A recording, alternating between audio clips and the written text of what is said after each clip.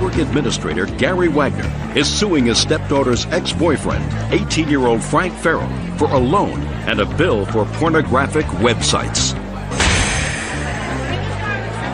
Come to order. All rise. Quiet in the courtroom, please. Yeah, this is case number 338 on the calendar in the matter of Wagner versus Farrell. Parties have been sworn in, Judge. You may be seated. Ma'am, have a seat. Mr. Wagner, the defendant is the former boyfriend of your stepdaughter. I assume that this is your stepdaughter? Yes, ma'am. Is that right? You claim a loan to him, and then you claim that he and your stepdaughter moved into an apartment together. The phone was installed in your name, and it is your claim that Mr. Farrell made a lot of calls on that phone to porn sites, running up a bill of almost $1,000. You want him to pay for that? Yes, ma'am. I might have been just as happy that he wasn't my stepdaughter's boyfriend, but... Go ahead, Mr. Wagner. First loan. Your stepdaughter and her boyfriend were on their way to a family wedding. They called you, they said the car broke down. Go. Okay, they broke down in Florida. They called and asked for some money, and so I wired them the money, and they then picked up the money and came back. I have a receipt for the hotel and also from Western Union. What makes you think you're going to get that back?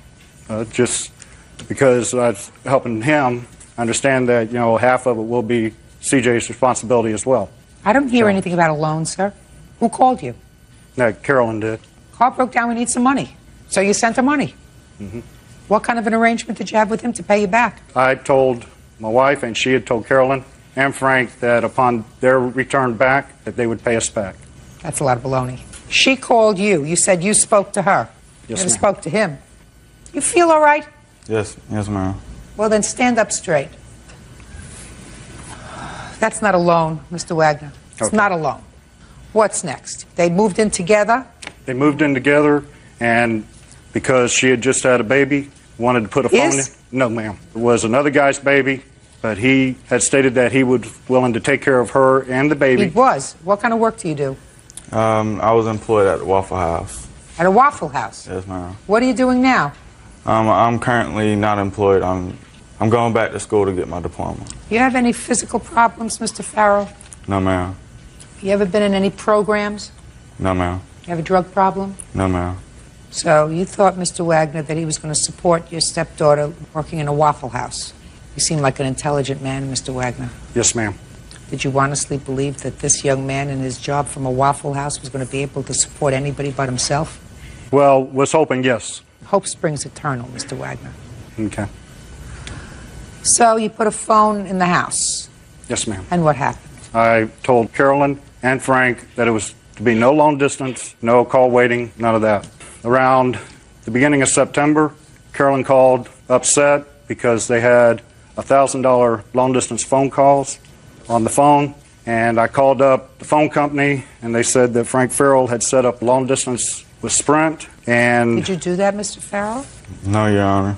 You didn't set up a long distance with Sprint? Let me see the long distance numbers, sir. I can figure that out very, very quickly. Mr. Farrell, I'm going to give you one final opportunity. Did you set up a long distance number with anyone? No, Your Honor. Okay. Where are the numbers that were called?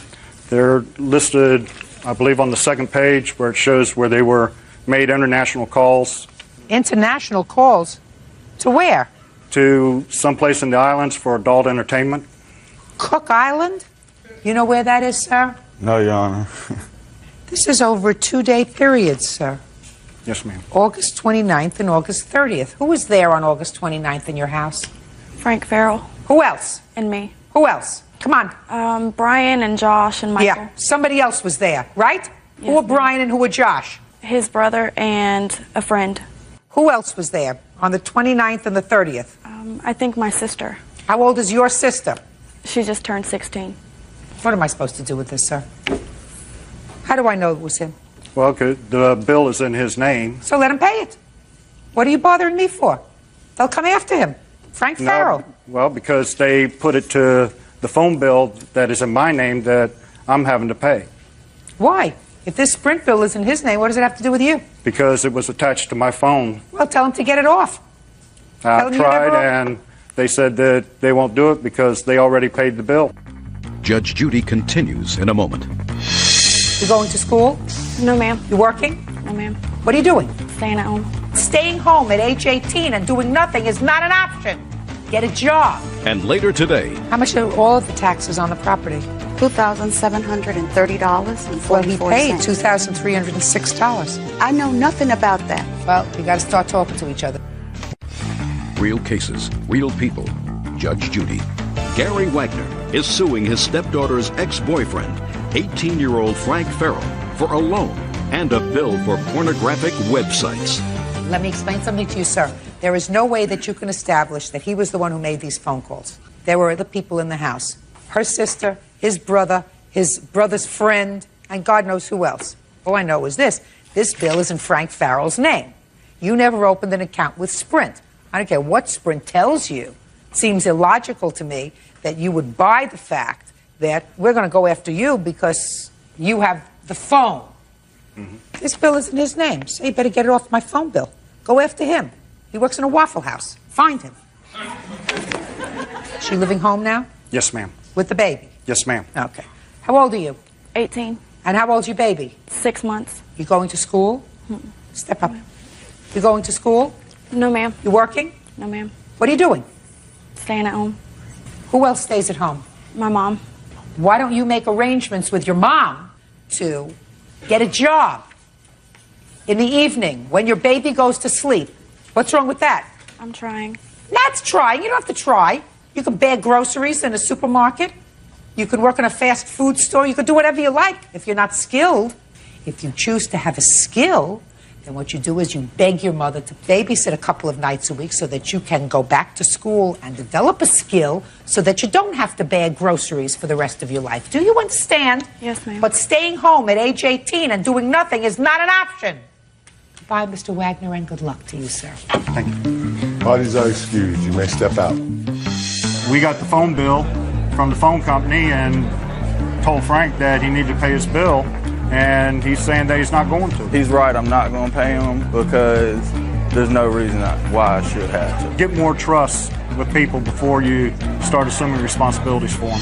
Reservations agent Rosemary Harris is suing her son's former common law wife, 25-year-old customer service rep Rebecca Cardisco, for a series of unpaid loans. Rebecca says the money was meant for her children's Christmas gifts.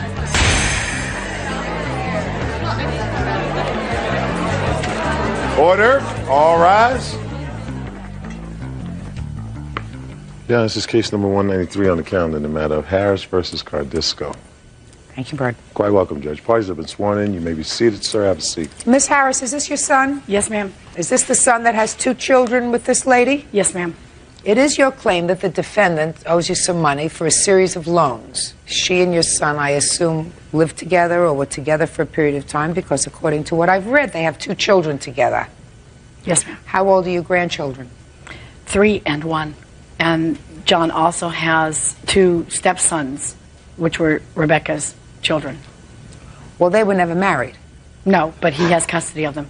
He has custody of her 2 children that are not his biological children. Yes, ma'am. So you have custody of all 4 children. Is that right? Yes, ma'am. What is wrong with you? Shh, quiet. We're going through custody right now. No. I could understand when you have a custody dispute involving parents, 2 biological parents. Judge has to weigh what's in a child's best interest. But when a judge, unless the judge is educated on Jupiter, gives non-biological children to not even a step-parent, because the 2 of you were never married, to somebody else, there has to be something wrong with you. Do you have a drug problem, an alcohol problem? I did, Your Honor. I did have a drug problem, and he doesn't have full custody of the children. It's going through social services. Well, but who do they live with 5 days a week? Right now, him. Fine. So, and they go to school from his house? Yes. So right now he has custody? Yes, Your Honor. And are you in a drug program? Yes, I am. Did you go into a residential program? When I get back in town, I am. So you are not now in a residential drug No, but program? I'm in outpatient program right now. How long were you using drugs? For 3 years. After I had my daughter, I got in a car wreck and had a lot of back problems. Oh, everybody has back problems. But not everybody becomes addicted to drugs. Okay. Tell me about the loans. Okay. Basically met Becky in March of '98. when she was living with her another boyfriend in the same complex we did. They broke up and she needed a place to stay, and she finagled her way into my house and lived with us for a couple of months, and then her and John started a relationship. Then the first grandchild was born in 9 of 99, and from that point on, it started being just a big con.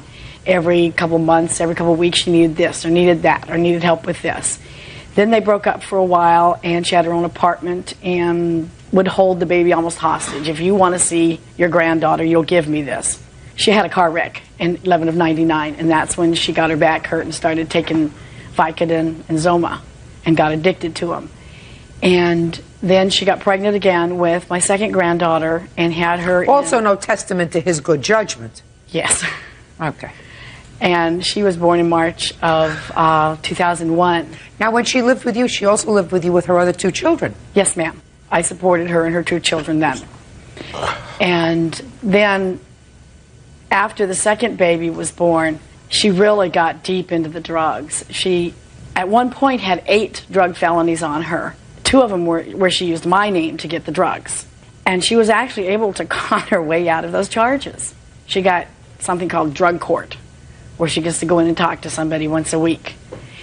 And At what point did they remove the children? in May of this year, Were either of the girls born with any sort of drugs in their system?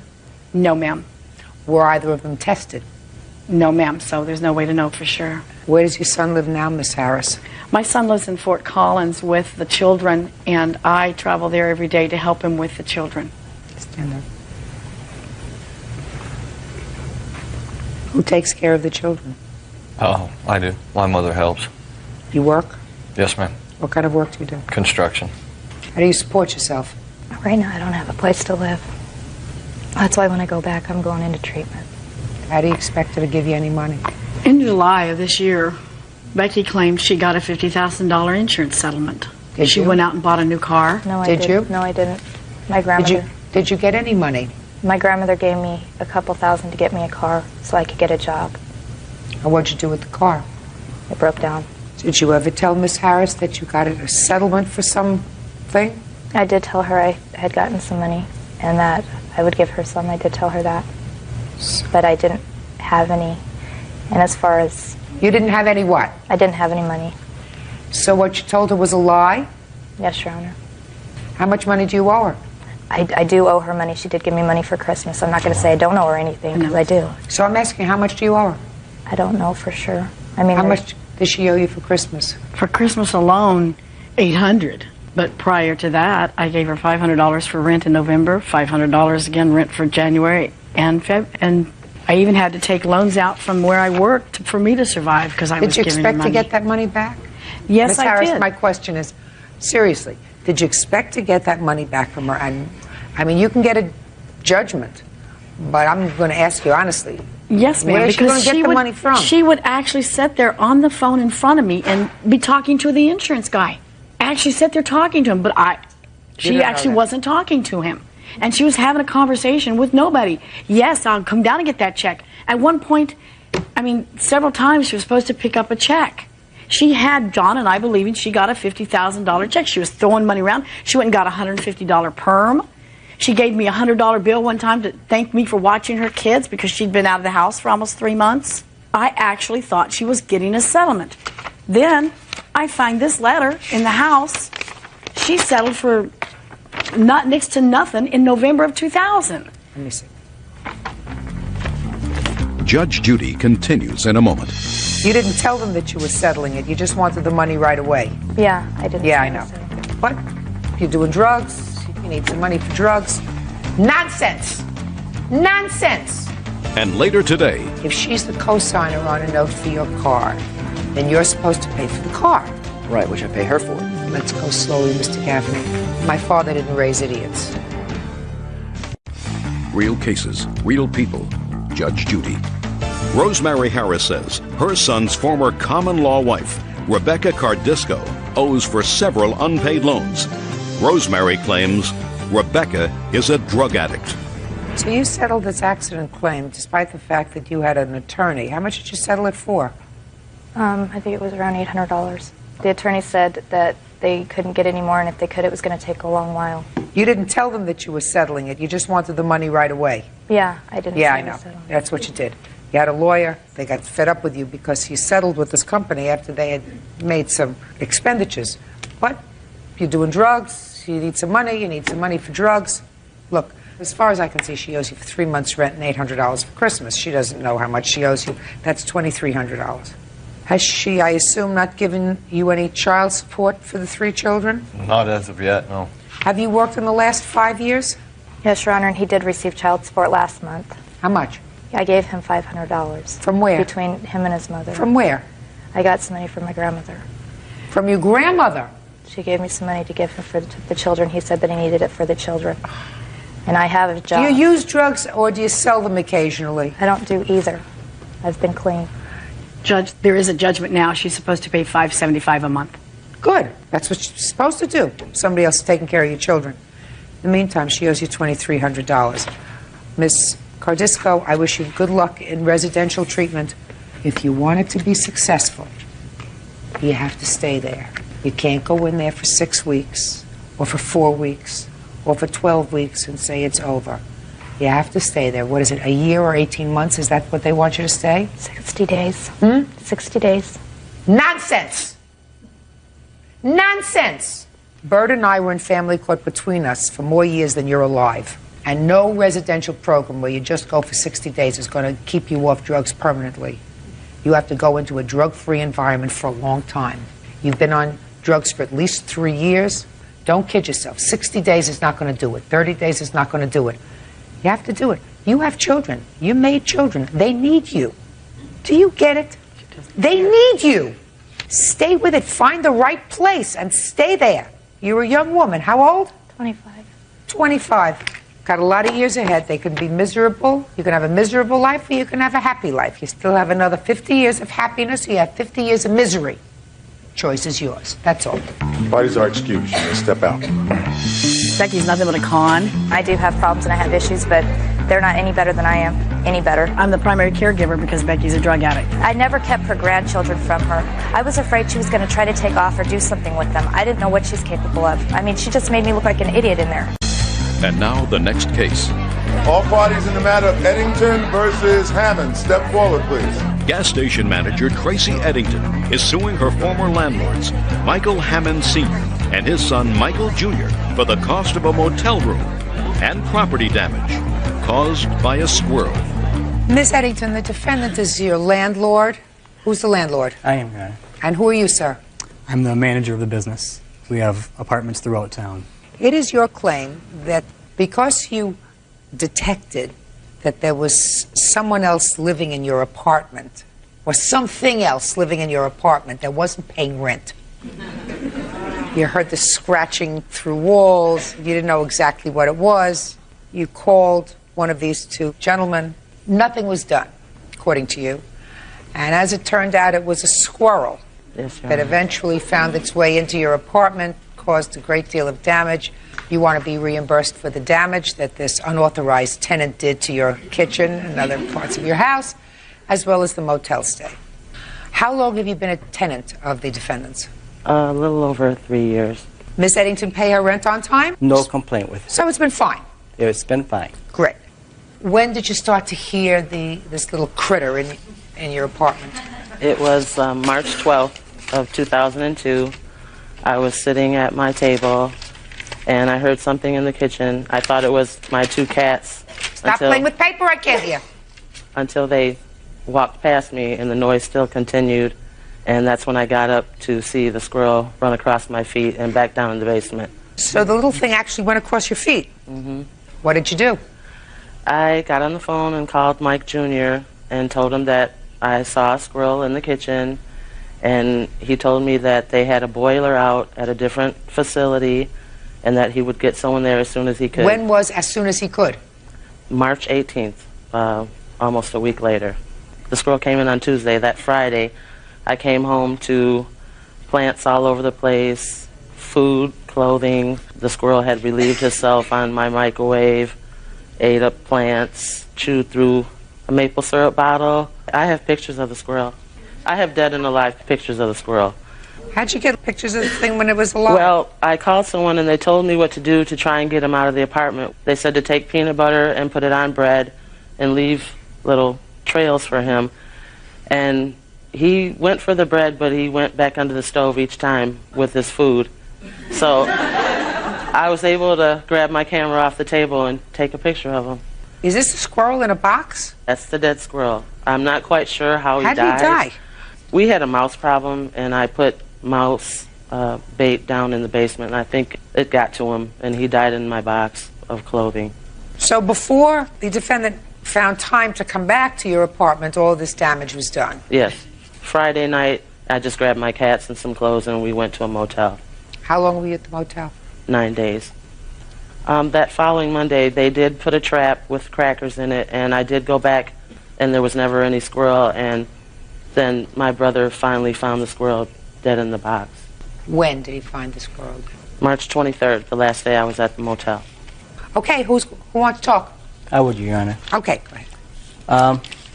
The first time we had a phone call, we documented everything, the phone calls, was the 15th, which was on a Friday. She says she called on March 12th. Did you call on March 12th? I called the day that the squirrel came into the apartment. Which was March 12th. How do you know it was March 12th?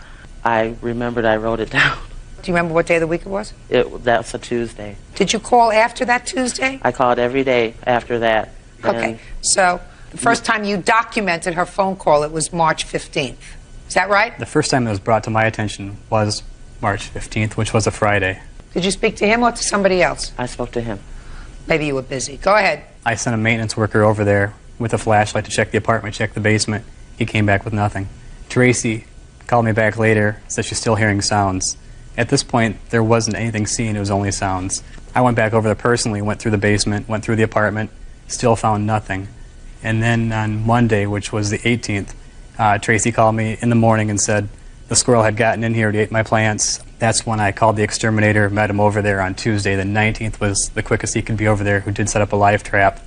And according to my records, Tracy's brother found the squirrel Thursday morning. So we've got conflicting dates, obviously. Okay. But it is clear that even if she called on the 15th and she said to you that there is some sort of animal, rodent, and it was a squirrel because I've seen it. I've seen it. I saw it. It ran across my feet. She says the 12th, you say the 15th. Clearly it was before the 18th, which was the date of the damage. That if you had gotten the exterminator out there between the 15th and the 18th, but you have a tenant who's a perfectly good tenant, paid a rent on time, not a pest, who says to you, there's trouble in my apartment. I mean, it's not the kind of trouble that's an emergency trouble because it's not a pipe burst or water is leaking all over the place. It's a squirrel. But when it became an emergency, she had to move out. For the record, the 15th, when she called me, she was still hearing noises. Didn't actually see the squirrel until the 18th. I thought you told me you saw the squirrel initially. I saw the squirrel on the 12th. Yeah, on the 12th. Yes. That's what she said. And I believe she called you on the 12th, and I believe that you were probably involved in a whole bunch of other things. You see, you manage a whole lot of buildings. Is that That's right? correct, yeah. You got a lot of other things on your plate. She only has one squirrel. She's asking for, as far as I'm concerned, a minimal amount of money. It's just damage to her property, which I see, and reimbursement for motel expenses. She's asking for $581. That seems perfectly reasonable. That's it. Judgment for the plaintiff in the amount of $581. That's all. Parties are excused. You may step out. There's conflicting dates. It was a danger to me and my cats, and it just wasn't taken seriously. From the first phone call forward, we wrote the time and dates down. I felt unsafe. We were there on time and time. Make sure all your holes are patched up in your house. School teacher Kendra Pickering is suing her ex-boyfriend, fireman Charles Cannon, for the cost to attend a football game with the guys. Kendra says instead of paying her back, he went on another excursion with the guys. Order. All rise. That's just case number 321 on the calendar in the matter of Pickering versus Cannon. Good. Thank you, Bird. You're welcome, Judge. Parties have been sworn in, Your Honor. You may be seated. Bird, would you do me a favor, please? You know that pesky fly that we had around here a couple of months ago? Yep. Well, he's been resurrected. So could you get me one of those little things that you got me before this? No problem. Thank you very much. And Miss Pickering and Mr. Cannon, look like two well-behaved people, so I can manage without you for a minute. Be right back. Thank you. Ms. Pickering, according to your complaint, you and the defendant were in a relationship and you made a loan to him. It was a loan so that he could take a trip, some sort of a bus trip, a sports trip with some other men. And you want the money back because the relationship is over. Yes. Mr. Cannon says that there was never a loan, that this was sort of a quid pro quo because he had arranged for refinancing on your house at some point. I know you're smiling. We'll get to it. Okay. He had arranged for refinancing on your house, saved you a whole bunch of money, and you agreed that he would be paid by you financing this trip. That's your defense. That's correct, Your Honor. Good. Thank you. Thank you.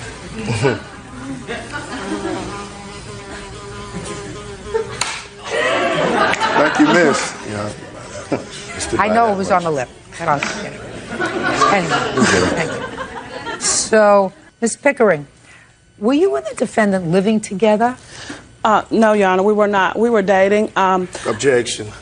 Listen. Listen. Don't interrupt her. Do you understand? Yes, You will have an opportunity to speak when she's finished. Yes, ma'am. Go. When I divorced my husband and moved back to South Carolina, Mr. Cannon was one of the people contracted to move my furniture back to South Carolina from Georgia. I was reintroduced to him at that time. We went to middle school together. Immediately after I returned, we began dating. But never lived together? Never lived together, but he spent most of the time with me.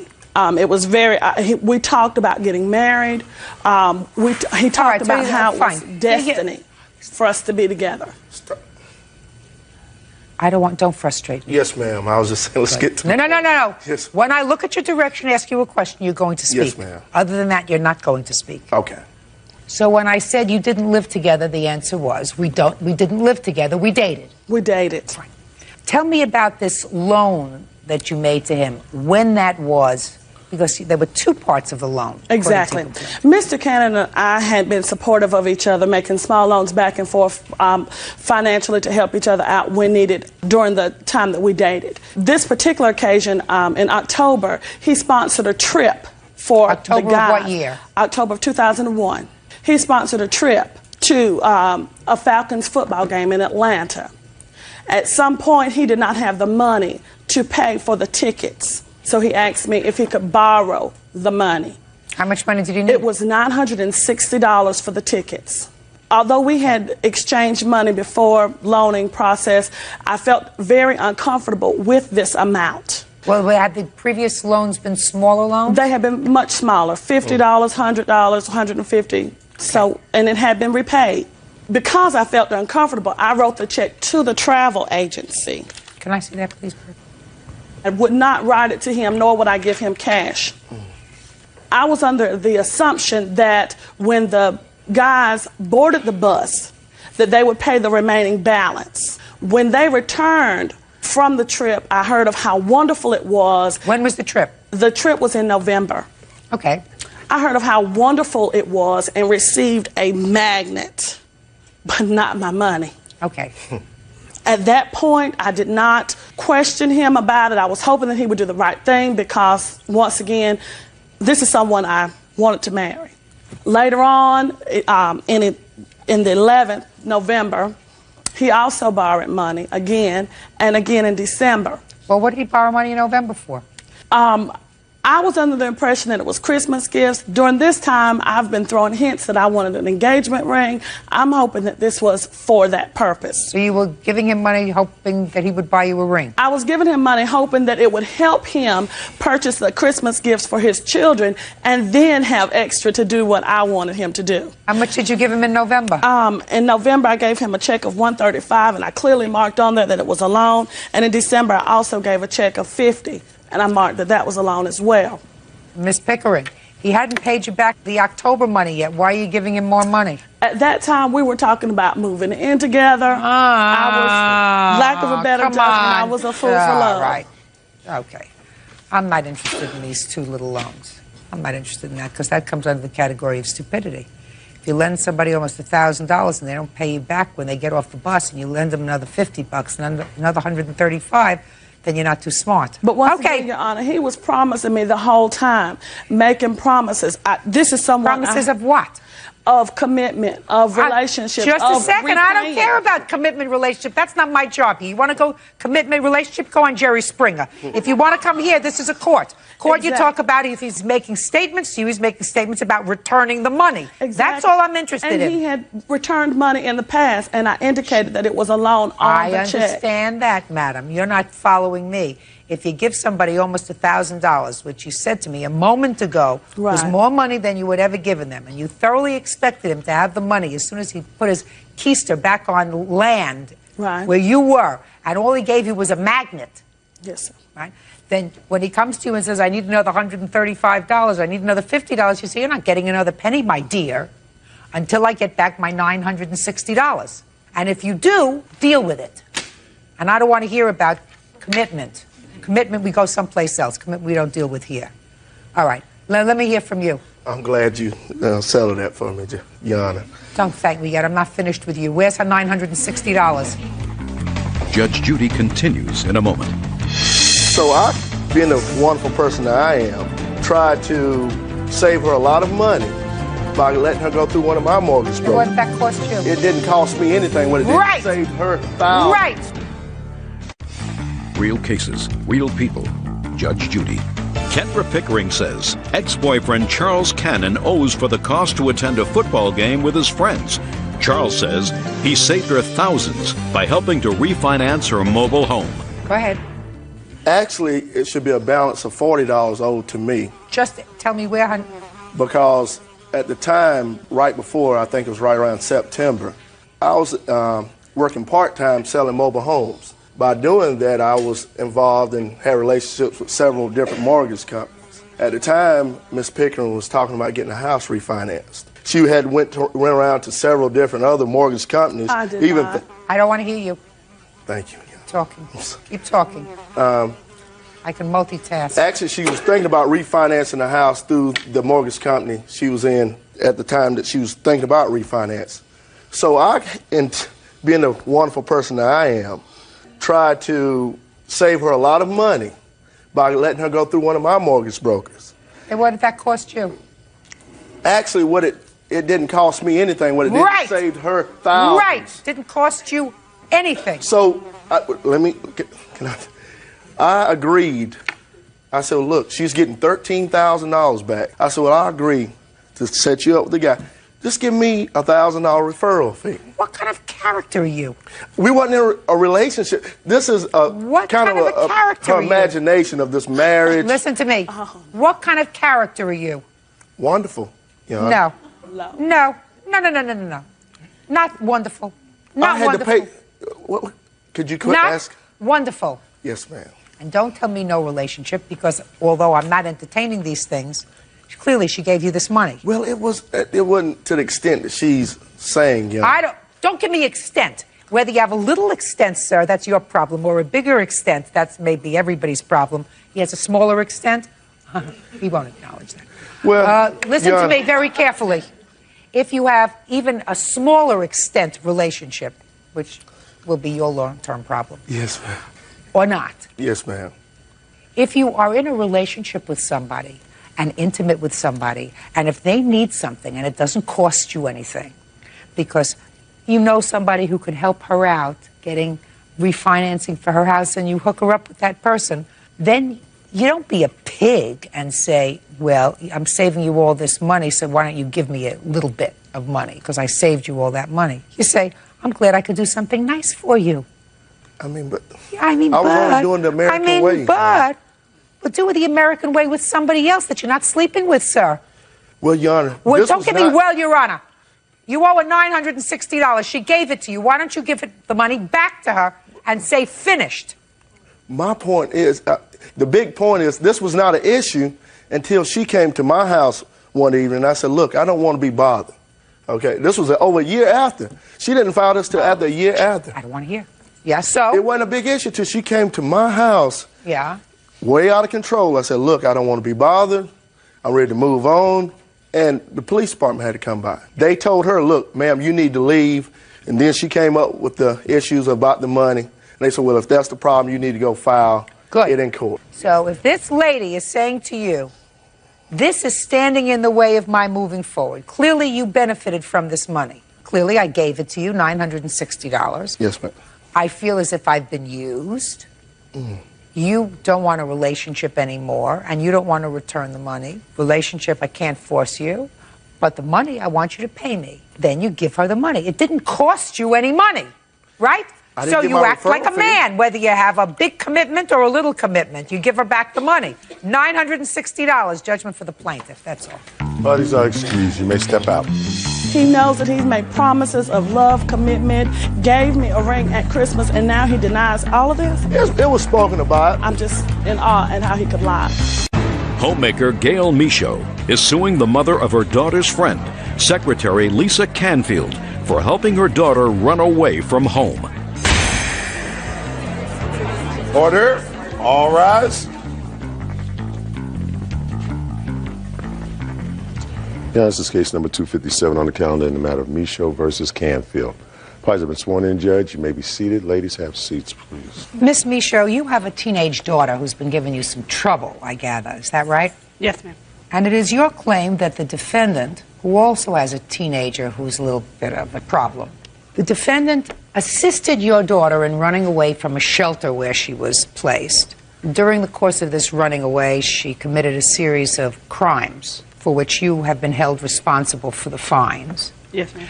And you are suing her for interfering with your daughter's custody, Yes, ma'am. which caused you not only emotional distress, which you are suing for, but also the payment of these fines that you had to pay through the courts for the various crimes that your daughter committed while on the run.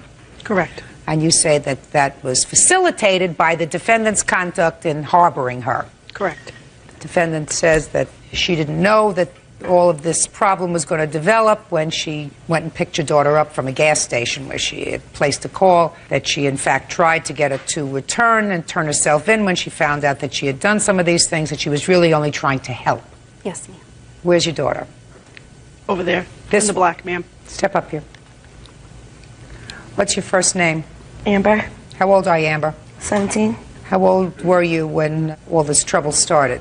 17 or 16? 16. Does the defendant have a daughter who's a friend of yours? She used to be my friend. What's her name? Lissy, Spell it. Lissy. Now, where were you and Lissy? Were you in a facility, in a shelter? We were in Antrim Girls Shelter together.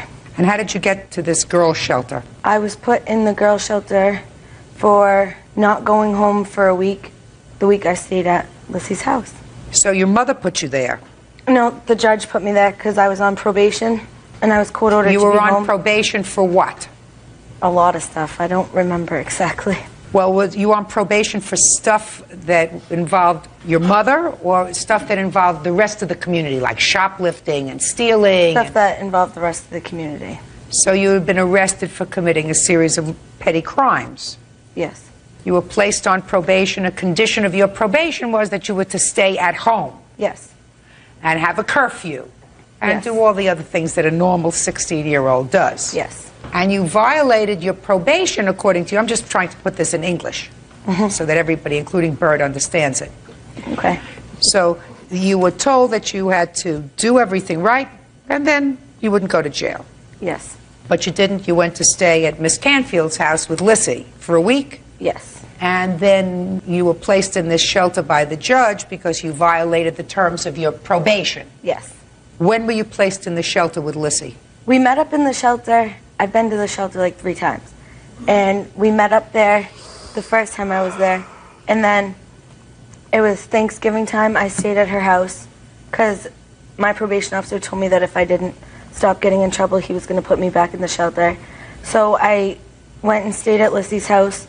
And then I decided to go home the day after Thanksgiving. And then I got sent to the shelter. She was arrested the day after Thanksgiving, Your Honor. She called me from the Canfield residence and asked me if I was going to call the cops if she came home. I told her I wouldn't. When I hung up from her, I called the police station and told them, my daughter's on her way home. This is what we're going to do. I'm going to call you and tell you that she's here, and hang up the phone.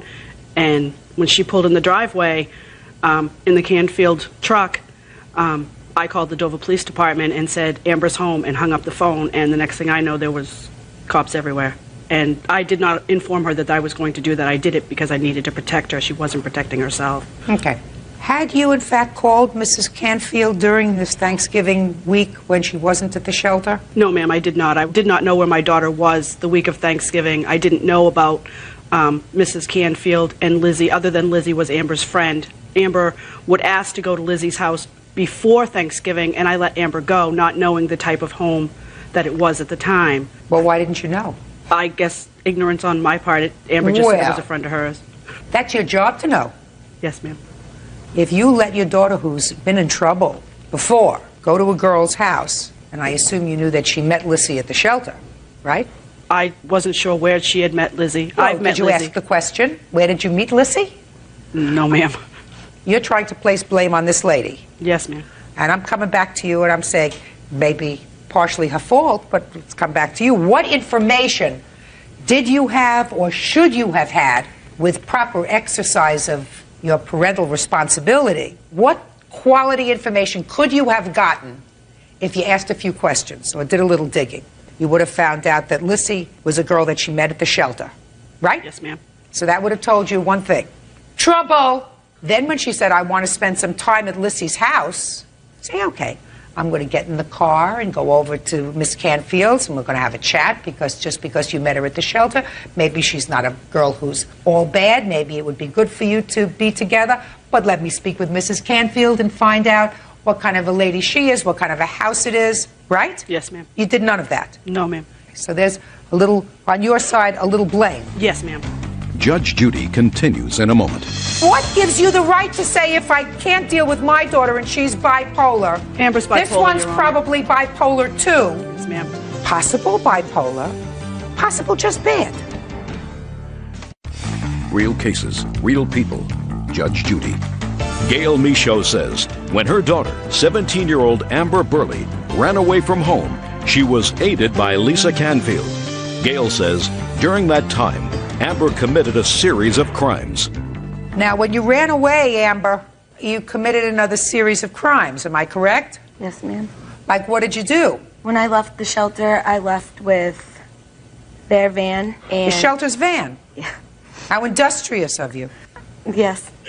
It wasn't good on my half, and I also took allowance money. What do you to mean where I was allowance going. money? Whose allowance money? Like, they put all the girls' allowance money in one. All the girls, not Yeah. just your allowance. So you stole money from the Yes. shelter. So you stole both the van and money. Yes. And you left with Lissy? Lissy was at home. She had called me and told me that she was coming to get me because I had court in 2 days and I was supposed to go to the youth detention center. Sounds like a perfect place for you.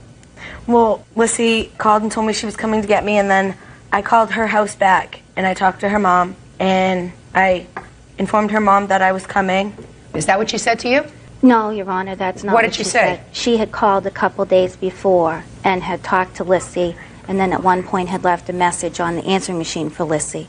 I didn't realize she was going to leave placement at that time. But you went and picked her up according to the complaint that I read. A couple nights later at 2 o'clock in the morning, she called me and said she had been in an accident, and I didn't know that she had stolen the van. I didn't know that's how she had left placement, Your Honor. Yes? When I called Lissy, I told Lissy. I'm not talking about Lissy, I'm talking when about I her called mother. her mother, I told her mother that I stole the van and the money. I got into a car accident and I needed a ride home. And I told her that I'd give her... Baloney! That's not what she said. Bull! I don't believe that you told her I stole. Okay. I stole the van and I stole money. Please come and get me because I had an accident. That I don't believe.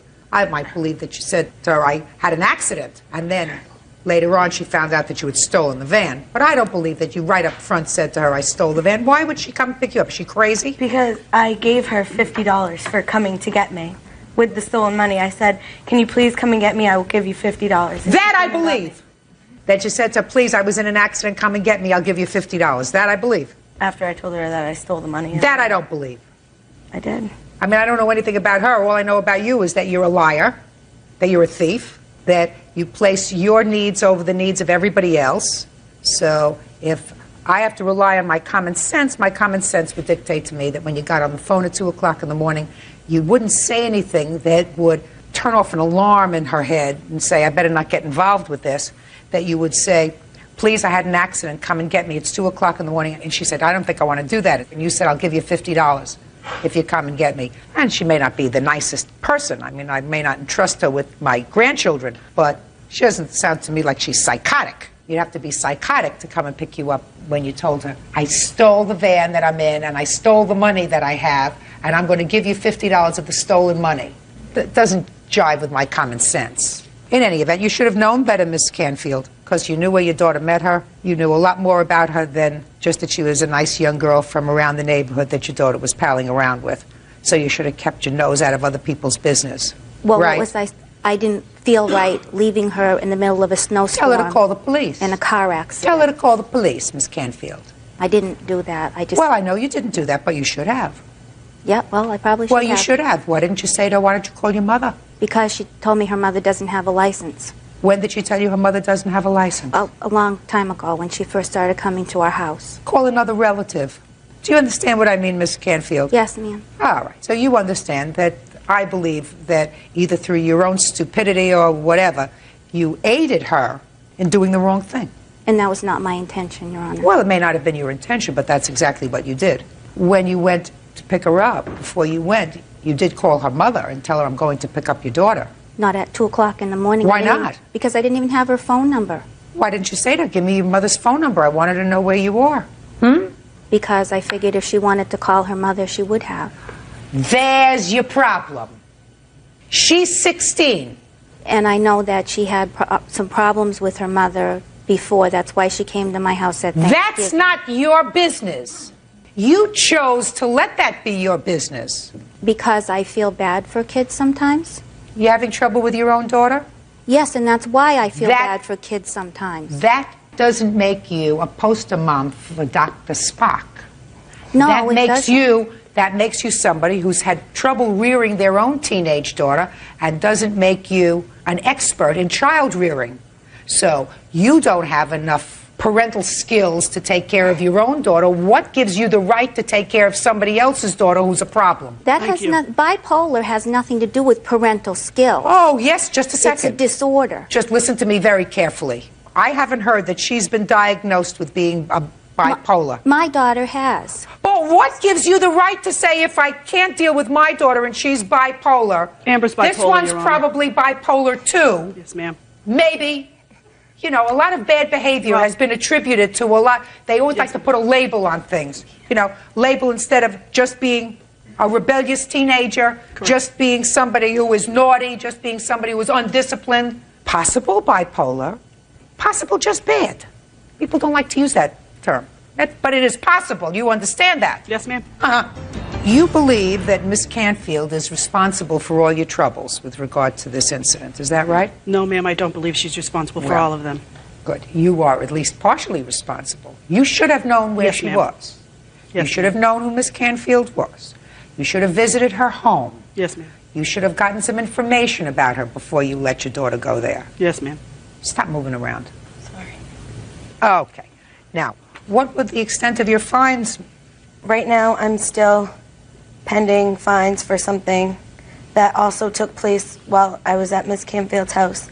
Me and her daughter went to a car dealership and took a bunch of cars. We took them to Miss Canfield's house. They were there for 2 days, and then we woke up one day and decided we were going to go see my dad. So we took one of the cars to Lissy's mom's work. We showed her the car. We told her that we were going to go up to my dad's. And then Lissy decided to go with her boyfriend. I went with my dad. I ended up in a high-speed chase. You went with your dad? Yes. Did your father say, where did you get the car from?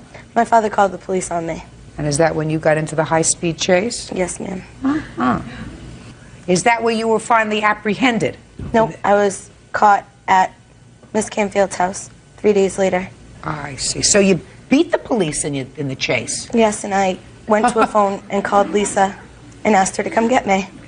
I see. So in this high-speed chase, you lost them at the border of New Hampshire. Nope, they followed me all the way to Dover. They were right behind me. We just jumped out of the car, and because it was the town that I lived in, we knew it, and the police officer didn't, so we all just Who's ran. the we?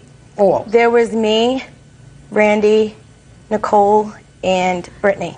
in the car. Where'd you get them from? Lisa's house. No, they weren't at my house. Where did you meet them? Nicole is my best friend. I've known her since I was 12.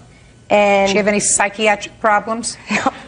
Huh? No, ma'am. So she's not bipolar? No, she's not. And who else? Not yet. I met Randy at Miss Canfield's house. So how long do you know Randy? I knew him for like 2 weeks. He's not bipolar, is he? He's nuts. I don't know if he's bipolar. You don't think you're nuts, do you? I was. Not no more. Oh, good. Maybe it was the 5.5 months you spent in the juvenile facility. Yeah. When you were in the juvenile facility, I'm really curious about this. Were you on medication? Yes. How often? I took 900 milligrams of lithium once a day. And now? Same thing. It's court ordered for me to take it. You staying closer to home these days? I live with my mom now. I asked you if you're staying closer to home. Yes. You doing anything like going to school? I recently enrolled back in high school, and I participate in community service at youth resources. Not voluntarily, I assume. Yes, voluntarily. What happened as a result of stealing the van and stealing the money? I got a $650 fine, and I spent 5 months and 3 days in the youth detention center. Oh, well, that's an eye-opener. Did you like it? No, I didn't. I assume not. And I assume that you would prefer not to go back there. No, never. No, never. You know what the youth detention facility is like after spending 5 months there? Yes, I do. It's paradise compared to adult jail. Paradise.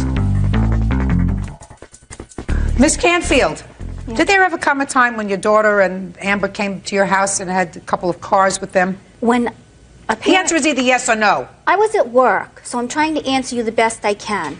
I know the car, one of the cars was there because it drove over my septic system, and I saw where it drove over when I got home. What kind of car was it? I have no idea. Was it a new car or an old car? It was new. New car? Yes. Didn't you ask about it? Well, it wasn't at my house when I got home. I just know there had been a car at my home because it drove over the back lawn. Didn't you ask about it? Yes. And what did your daughter tell you? She said they had taken a car, and I told them to take it back. Did you call the police? No, I did not.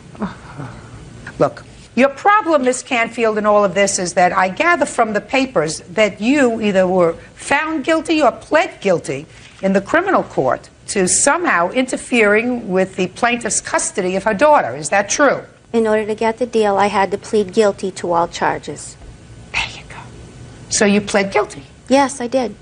Ms. Canfield, as I indicated to you before, even if I didn't find that you were responsible in any way for this young lady's antics, you already acknowledged that you were responsible for this young lady's antics, or at least partially responsible by your guilty plea in the criminal court. Well, I think that her mother is more responsible than she's willing to acknowledge in not making sure where her daughter was. Ma'am, I when she take wasn't with her. responsibility for what Good.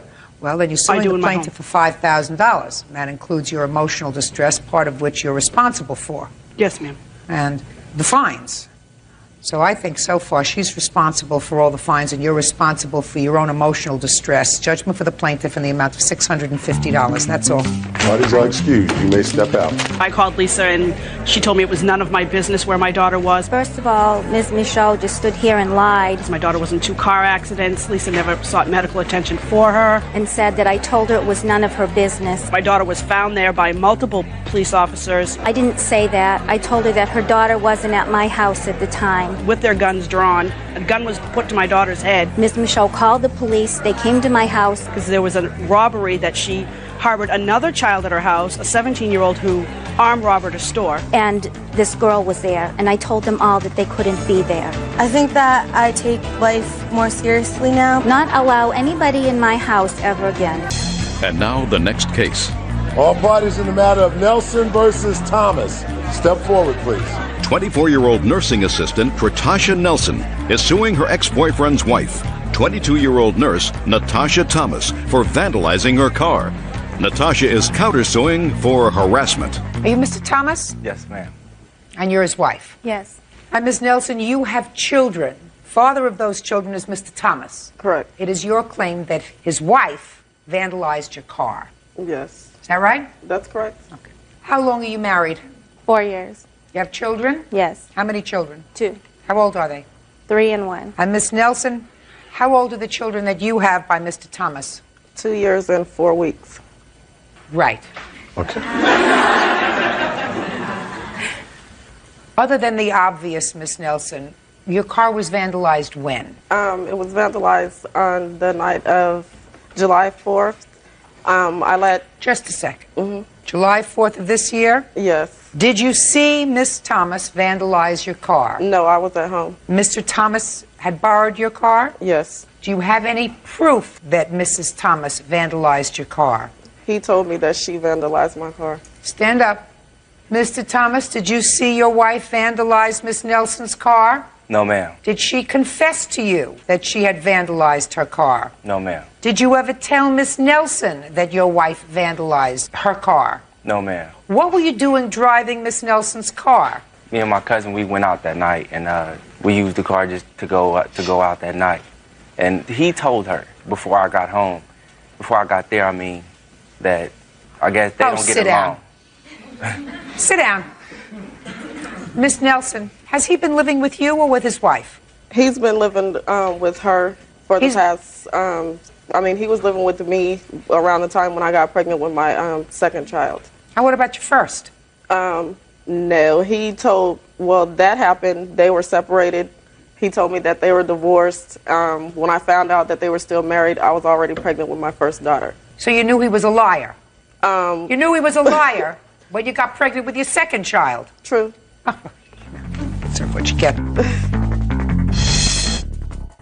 Listen, you have no proof that she vandalized your car. He told me that she vandalized my car. He denies that now. Well, I mean... I don't know. I mean, he's a liar.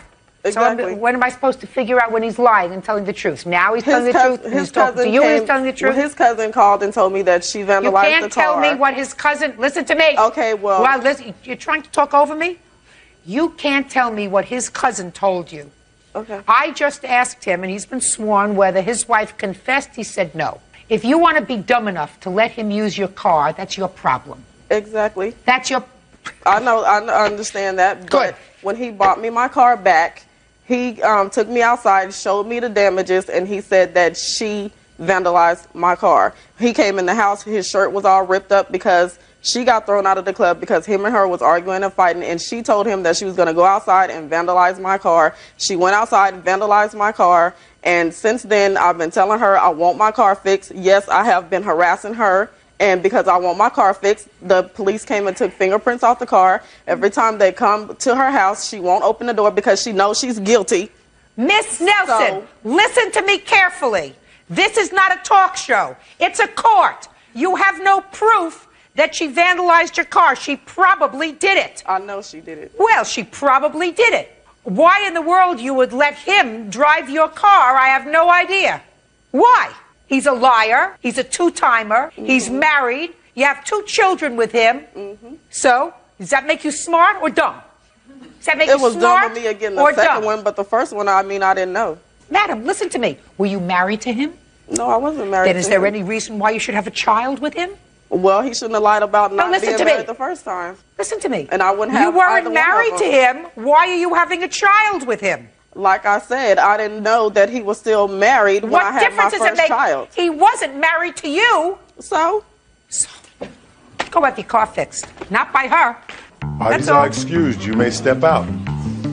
Basically, she knows she messed up my car. Basically, this was a waste of time. As you can see, she's ghetto. Whatever. Some stuff happened in the past, and I'm not with her no more. She can't get over that. Oh, I don't want you. Basically, it's on and cracking now with me and her. She's threatened me plenty of times. She knows where I live at. I'm going to do whatever I can to make sure that she pays for my car. Whatever, she's just mad. I'm going to get even with both of them. She's woofing. Because I don't have a care in the world no more. She just told you she don't care about her kids or anything like that. I don't care. I have better class than that. And now the next case. All parties in the matter of Edwards versus Douglas. Step forward, please. Regulatory analyst Tanya Edwards is suing her ex-boyfriend, financial analyst Benjamin Douglas, for the cost of furniture. Tanya says she's paying for items that are in his possession. Miss Edwards, you claim loans to the defendant for some furniture. And what I gather happened is there was a time that you and the defendant were living together. Is that right? That's correct. You also have a child together. That's correct. And this furniture was some living room furniture and also some furniture for his son from another relationship. That's correct. Is that right? Is that the furniture? No, ma'am. What kind of furniture are we talking about, sir? We're just talking about regular furniture. I have. Regular furniture, as opposed to irregular furniture. Well, what furniture? So, living room furniture was purchased on her credit card, correct. and bedroom furniture for your son Correct. was purchased on her credit card. Correct. I knew I would get it down to simple English so that we could all understand each other. In what month and year was the furniture purchased, madam? May 2001. And when did you leave his residence? I left his residence in January 2001. You mean you left his residence before you bought the furniture? That's correct. Why did you buy it? Because at that time we were still together, but we decided to live in different households. I purchased my home, and he decided to live at his own home. At his own home. But you were going to move back together, and you did for a while. No, we did not. We never moved back then together. Your Honor, that was our second time being together. We had previously been together, but I was under the impression that this was going to be a joint venture together with the purchase of this furniture. So she bought the furniture when she wasn't living with you, is that right? Correct. On her credit card? Correct. Oh, that makes this case so much easier. You had a relationship, you have a child together. She purchased the furniture on her credit card, put it in your house where you were living alone, not with her. Correct. Correct? Correct. Okay. Now you're not together anymore, either living together or not living together, but you're not a couple anymore. Is that right? That would be correct. That's correct. That would be correct. And who has the furniture? I do. And who's paying for the furniture? I am. No, no, no, no, no. No, no, no. That doesn't sound fair to me, Mr. Douglas. Under any circumstances that you have the furniture that she's paying for. Does that sound fair to you? I mean, no, Your Honor, it doesn't sound. Good. Look how wonderful this is. What an easy case. I mean, it doesn't sound fair, but at the same time, I don't feel like the primary cost I should be liable for all of the costs. Who's sitting on the furniture?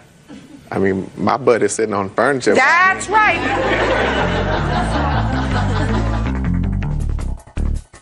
Who's sleeping in your son's bed? My son. Who should pay for that? Her? Every month? No, I mean, I'm not saying that she's liable for all of the charges. I'm just saying that with the intent of us being together, I was under the impression that it was going to be a joint venture. But it's not anymore. That's your impression, but it didn't happen, sir. So what you could have done is you could have done several things. Let's say that was your intention. And let's say that was the intention of both of you. But it didn't work out, so that you can sell the furniture and say, look, let's pay off as much as we can on this credit card debt. Let's see if we can pay it off. Or if you want the furniture, you can keep the furniture. You take over the credit card bills. But why should she pay the bills and you have the furniture? I mean, I was in the assumption, like I said, Your Honor, that it was. I heard it. Don't repeat yourself. I heard it. I mean, doesn't it sound stupid to you? You have the furniture. Your keister is sitting on it watching television. Your son is sleeping on it like a baby. And she's paying the bill. Doesn't that sound ridiculous? It sounds ridiculous to me. Does it sound ridiculous to you? No. What? Yeah. It's ridiculous to Bert. And he might, and I want to tell you something, he doesn't always agree with me. Sometimes he would say, no, you know, the man's got a point. I mean, you can agree with me. I mean. Judgment for the plaintiff in the amount of $3,700. That's all. What is our excuse? You may step out. If she was concerned about the furniture, she would have pursued this a long time ago. I'm just finally glad we have everything settled. I don't have to deal with it anymore. I obviously thought that she was responsible or liable for at least half of the furniture. Do not purchase anything unless you're married or legally married, and not just common law married. Don't get no furniture that don't belong to you. Client service rep Hattie Lynn Moore is suing her ex-boyfriend, forklift repairman Donald Hightower, for an unpaid loan to keep him from foreclosure. Order. All rise.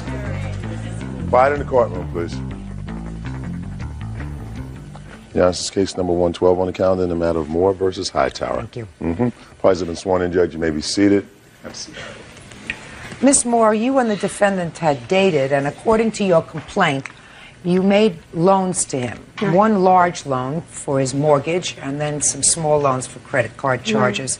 Mr. Hightower indicates that you did pay this money, but there was never a loan agreement and never an agreement to repay you. Is that right, sir? Yes, sir. When did you start to date the defendant? Several months after my son was murdered. When was that? March of 2000. Probably about 3 or 4 months after that. What was the first loan for and when? In July of 2000, Donald showed me a letter that, the mortgage company had wrote, which showed that they were going to foreclose on his house. I'd like to see the letter. Now, where were you when he showed you that letter? At his house. Were you living with him at the time? No. I want you to tell me the exact scenario that came about when he showed you this letter. Can I kind of tell you what led up to this, my frame of mind? Yeah. No. I don't want to know about your frame of mind. What I want to know about is the conversation, where you were. It's clear if you were dating him, then you liked him. Right. Also, based upon what you told me, what happened to your son in March, you were vulnerable. You were feeling slightly depressed. I understand that. However, this is still a situation where we have to deal with whether this was a loan or not a loan. Okay. So I want you to tell me where you were seated in the house, what the conversation was that led up to him showing you this letter. Okay. I was sitting in the lazy boy chair, and he had all his bills right there, and he showed me the letter. And he just took this letter and said, "Take a look at this." Everything was sitting right there, and he showed me this letter because we were talking about how he couldn't, afford to, take me out to dinner, and he felt bad about it. It was in that context that he showed you this letter. I can't afford to Right. go out to dinner or Right. whatever because I have all these bills. Right. Okay, go ahead.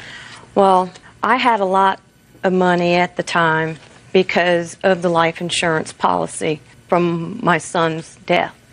And I felt really bad, because, he has these 2 wonderful children. One, she has Down syndrome, and she is a sweetheart. She's just so full of life.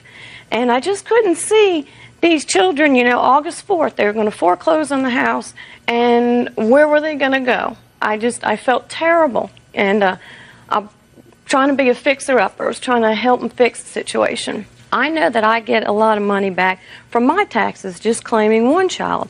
So I knew when he gets his taxes back, he'll get $3,000 or $4,000, probably more than I do.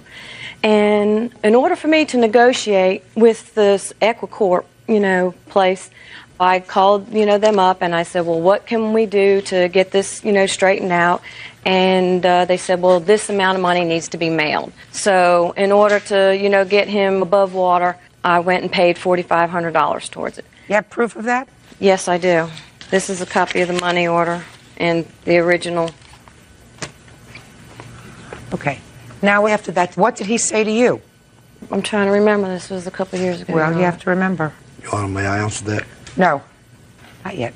Well, he told me that he had other bills, and that wasn't really going to get him out of, hot water because he was behind on all these credit cards. He had the banks, calling him constantly. He didn't like to answer the phone because of that. He said, well, I can't pay you back right away. And I said, I know. I said, I don't need the money right now. I have the money right now. I said, but, when you get your taxes back, just go ahead, and give me some money. And you don't have to give me the whole thing. I said, the next year, which was this year right here, give me the rest of the money, and that'll be that. And I said, you don't even have to pay me back the whole thing. It was over $7,000 is what it was. And I said, well, if you'll just make sure you pay me, I'll accept the $4,000. So you agreed that he would pay you back $4,000? Not at that time. This was later. So at that time you didn't talk about him repaying you the money? Oh, we did. We did, with his taxes, but we didn't negotiate a figure. Okay. Well, when did you negotiate a figure? February. I had wrote a letter to him, February 5th, which is right about tax time. Could I see the letter, please? And I was like, something was better than nothing.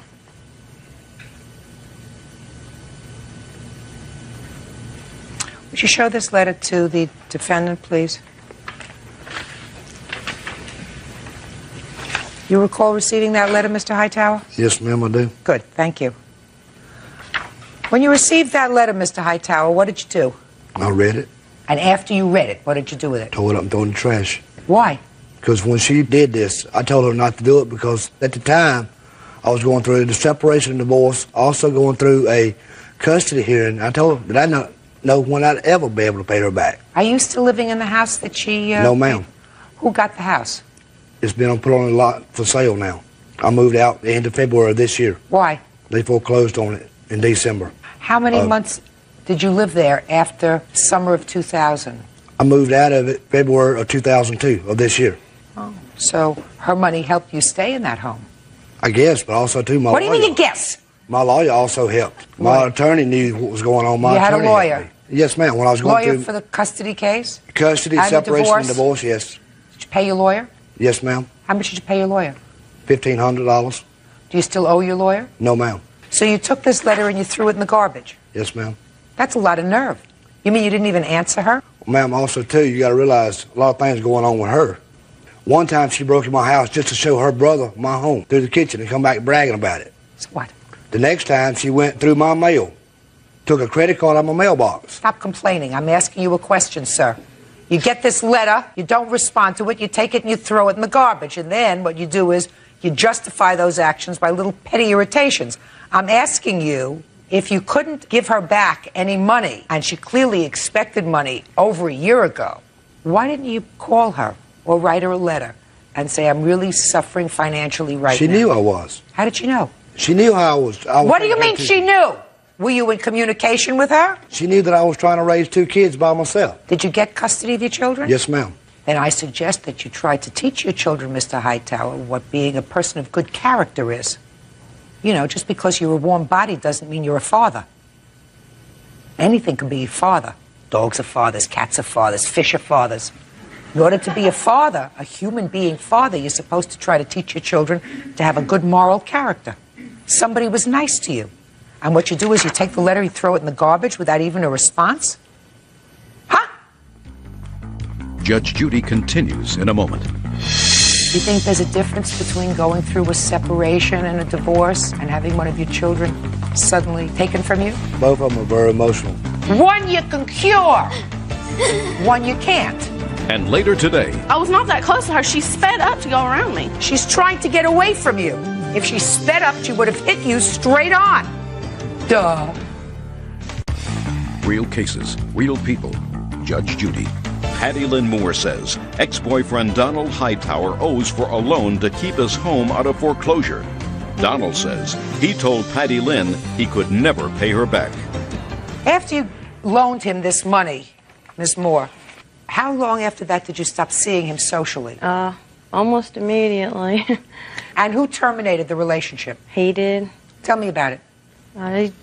He didn't see that there was any, he didn't think that we would be able to have a relationship at the time. I was drinking some at the time. No excuse, but... That's honest. Alcohol is no place in any relationship, nor is it in anybody's life. It's like a disease. It just ruins. Are you okay now? Yeah, as far as the drinking, like I said, just bringing up this emotional stuff, I don't think, you don't ever get over the grieving, you deal with it, through grievance counseling, but you don't never get over the loss of a child. And How old was your son? 22.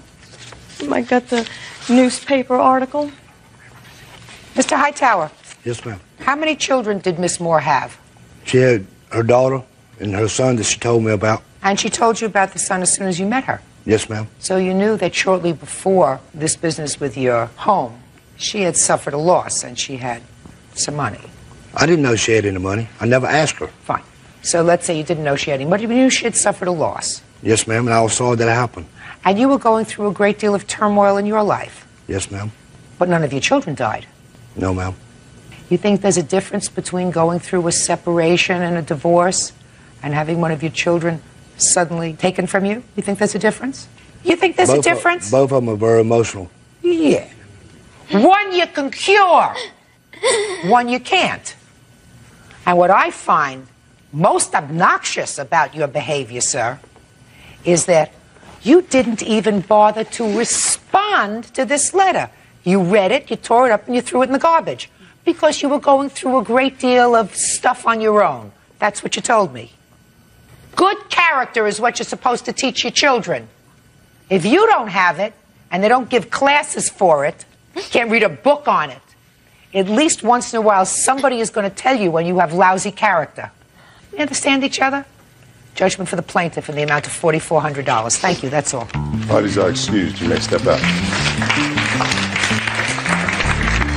She wants everybody to play her on her symphony. There's nothing in this world worse than losing a child. She's just trying to rule people's lives with her own. I have the right to grieve. She was just trying to steal my identity. I don't think he has any identity. I best just get rid of him, get on with my life. When a loser is a loser, you're a loser. Why would I want to take the identity of a loser? Factory worker John Goro is suing his ex-girlfriend, laundromat attendant Janice Berezowski, for damage to his car caused by her 10-year-old son, Justin. Janice says Justin was trying to protect her from a drunk John. Order! Come to order. All rise. Yeah, this is case number 123 on the calendar in the matter of Goral versus Berezowski. Parties have been sworn in, Judge. You may be seated. Young man, have a seat, please. Mr. Goral, you and the defendant have known each other, according to what I've read, for many years. Yes, ma'am. It is your claim that the defendant is responsible for damage that her 10-year-old son did to your car. Yes. And tell me when this incident occurred and where it happened. This incident occurred 5/6/02. Yes? In front of her house while Justin was working on his bicycle. You went to her house? Yes, I did. In your car? Yes, I did. What did you go there for? To see her. So you pulled up into the driveway or in front of Or her? in front of the house. Pulled up in front of the house, and what happened? Jan got into the passenger side. We sat in the car for a few minutes, and I said, well, hey, let's go up to the store. I wanted to go up to the store. And I cranked the engine up. And she said, okay, she was going to go She to the was store. going to go with me. And No, Justin asked, where are you going, Ma? And she told me, nowhere. So I shut the car down. But I turned around and I asked her again. I says, come on, well, let's just go up to the store. So I started the car back up. I proceeded maybe about a foot. This is when Justin ran up to the car with a bike rim, overloaded it onto the windshield. I have pictures. What do you mean of overloaded it? Well, he smashed the window out. Okay. I also have pictures of the air conditioning vent before and after, and what he had done with the wrench.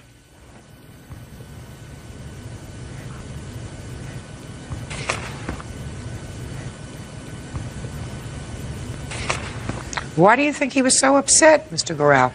Because the mother pampers him too much. Wherever she goes, he's got to go. Like little Bo Beep lost her sheep, you know. Well, who else was home with him at the time? Her second oldest son, Nicholas, was home. All right, you want to tell me your version of these events?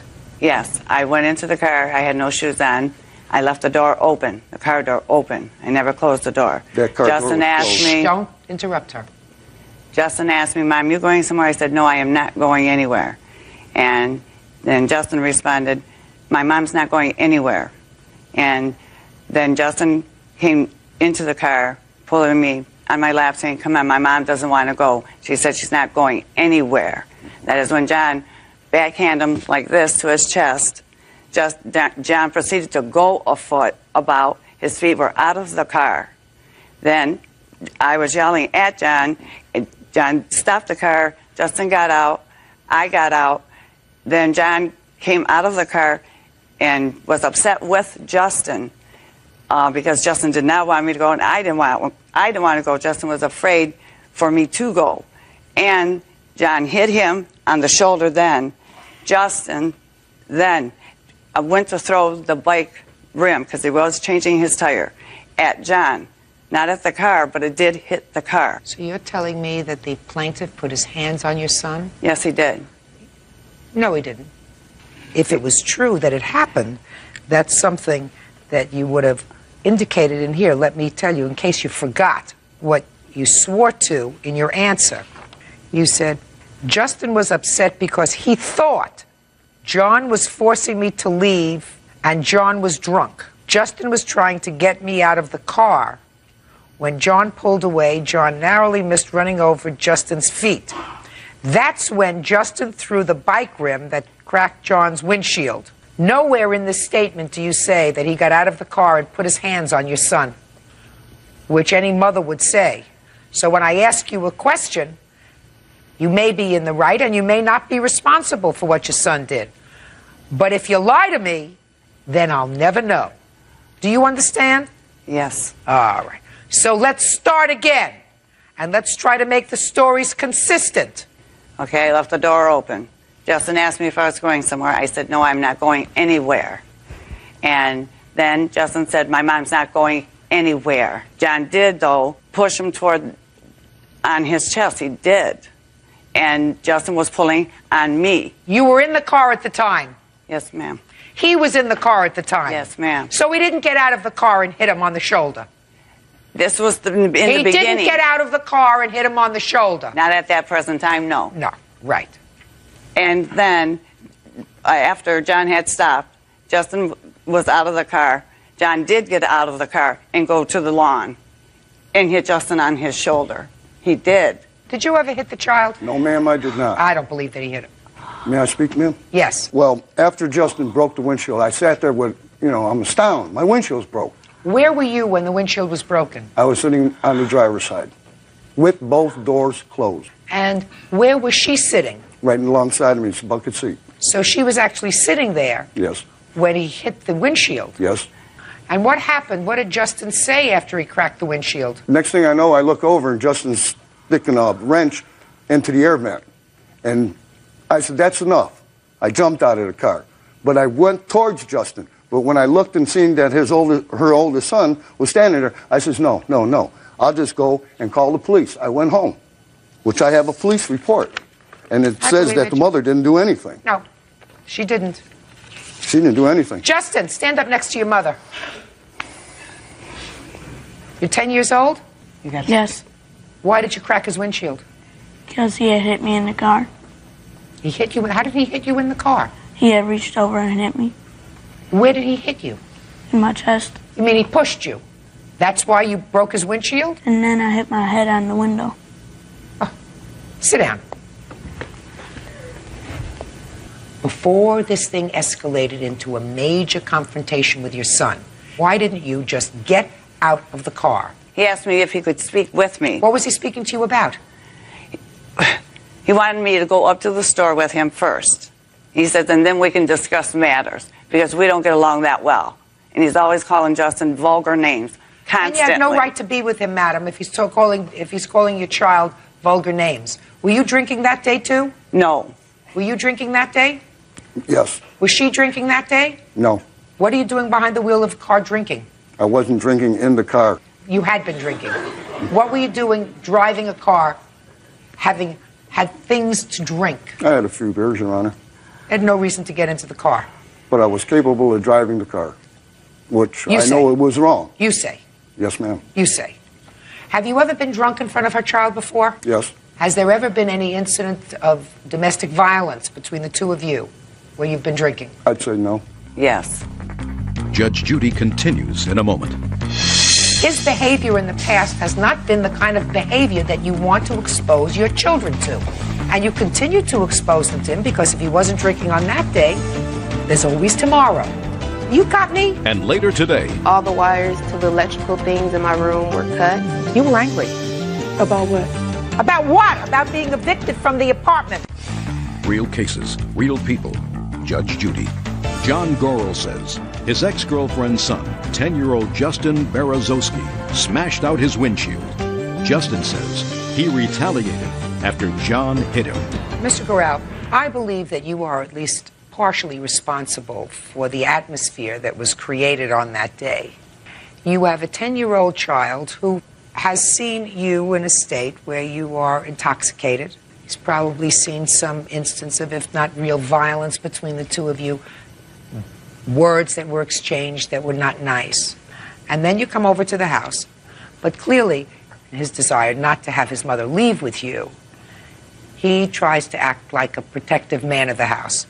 That doesn't mean that you are solely responsible, because I think his mother bears some of this responsibility. Because despite the fact that he says he has been intoxicated in front of you, intoxicated in front of your son, you continue to socialize with him. You're right. Right. and your son is outside, and you too know, or you should know as a mother, that your son has witnessed things that a 10-year-old should not witness, right? That's correct. Okay. So, would you please listen to this, Your Honor? No. I have Please, something else it's to very say, Your Honor, important. Listen to myself. me.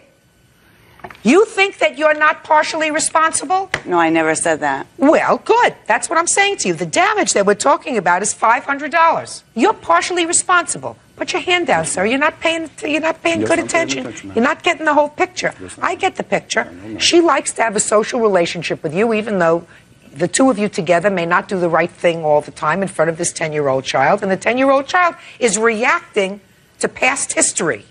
Can I say something, please? Yes. All I did, when he had called me, I asked him if he had been drinking, and he said no. So, what So does I that did- have to do with what I just said to you? His behavior in the past has not been the kind of behavior that you want to expose your children to. And you have. And you continue to expose them to him because if he wasn't drinking on that day, there's always tomorrow. You got me? Yes, ma'am. You got me? You have exposed your children to things that they should not have been exposed to. And if your son is reacting to that, you're partially responsible. He's partially responsible. But he's not his child. He's your child. So he bears half the cost. Suing for $500, judgment for the plaintiff in the amount of $250. You pay the rest. That's all. Thank you, Your Honor. Parties are excused. You may step out. I don't think I should have had to pay anything because he was provoked in it. Takes two to tango. Stay alone if you encounter men like this. Cosmetologist Noelle Eskridge is suing her ex-boyfriend, janitor Jackie Curl, for several unpaid loans and for damages from an assault. Jackie is countersuing for mental anguish and harassment. Order. All rise.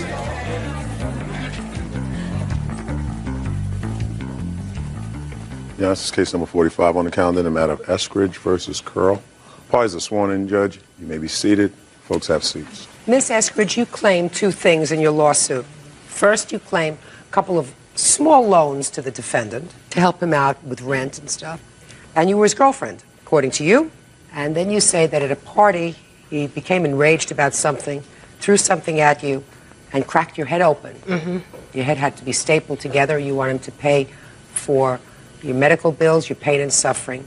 Mr. Curl says he has the clue as to what you're talking about. How do you know him? In November, my neighbor called me, and she told me that him and his girlfriend have an apartment underneath me, that his girlfriend had kicked him and his 4-year-old out at 4 o'clock in the morning, and could I help? I had previously helped her, 3 other people, referring them to the manager. She's my friend, to get apartments, so she knew that I would help. He was staying with my friend's house. I gave her like $60 for rent for him and his baby to stay. For him? Mm-hmm, and his little girl to stay. Okay. But anyway, after that, in December, he got an apartment in our building. I went to the manager and begged for this apartment. Okay, and what other money did you give him? $65 for food one time, $100.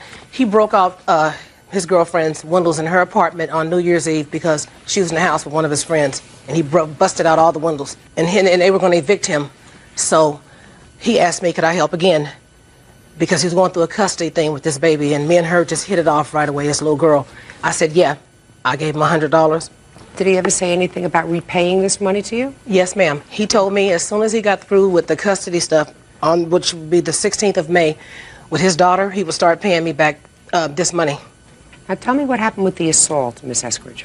He was having a get-together, and I thought it was kind of rude since I helped him out that he didn't invite me. I went to the balcony. Were you dating him at the time? Yes, he started wanting me to date him as I was helping him. Well, did you date him? Yes, I did, yes. For how long? Up until... how many weeks did you date him? About 8. 8 weeks. Okay, so you dated him for 8 weeks, and then he had a party and he didn't invite you. Mm-hmm. So you went to the balcony of your apartment or his apartment? His. So you went to the party even though you weren't invited? I went to the balcony. I didn't go inside. I didn't go inside. I just went to the balcony. He was standing out there just to talk to him. And what happened? I asked him something, and we started arguing. Next thing I know, I looked down. He had something in his hand. But as soon as I saw it in his hand, I was hit and bleeding. That's how quick it was. And what happened as a result of that injury? I had to have my head stapled They stapled my head Do together. you have the medical records? Can Yes, I see ma'am. them, please?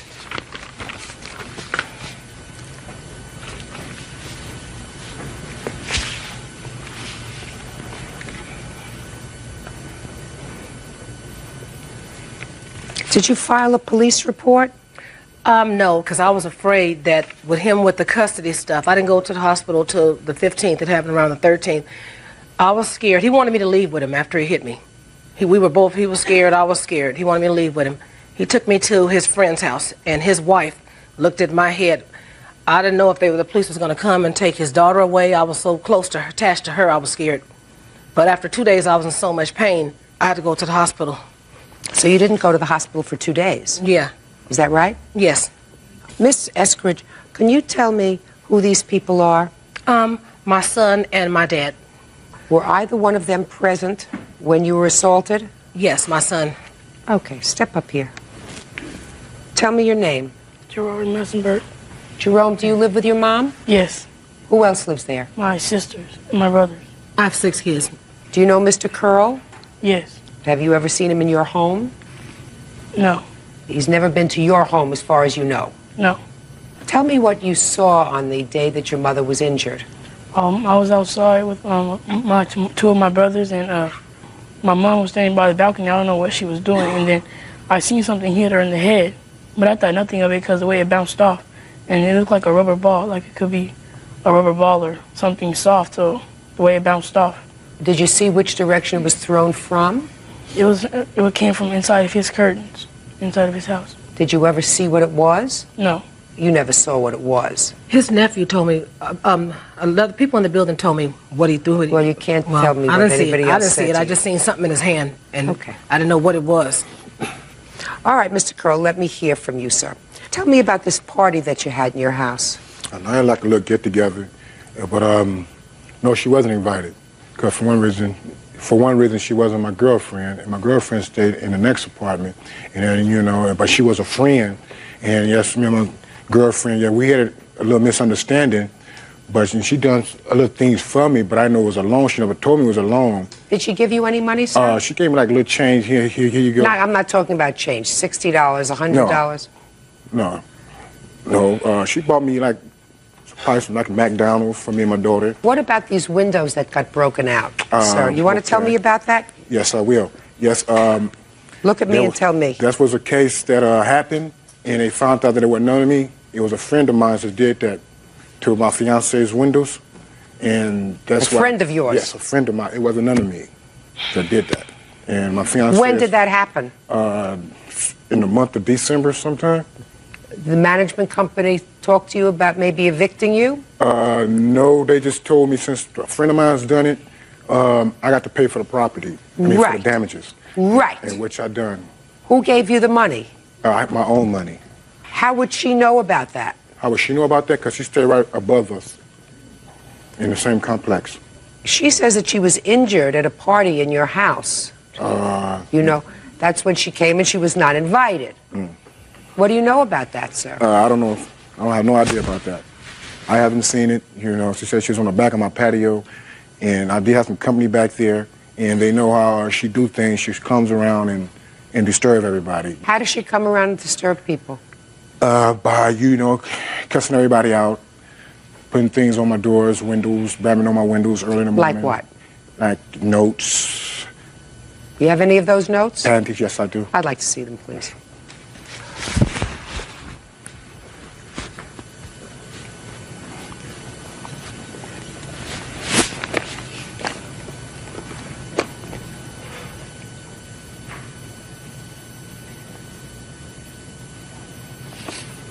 Miss Eskridge, why do you put these notes on their door? It may not be what I put. It doesn't look like. Show them to her, please. Judge Judy continues in a moment. They swing.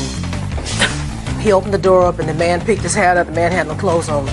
And later today, I kind of went on a high-speed pursuit for a couple of cities. Was this the first time you were arrested, Kenneth? Correct, it was. No, Kenneth. Don't fib to Mother Nature.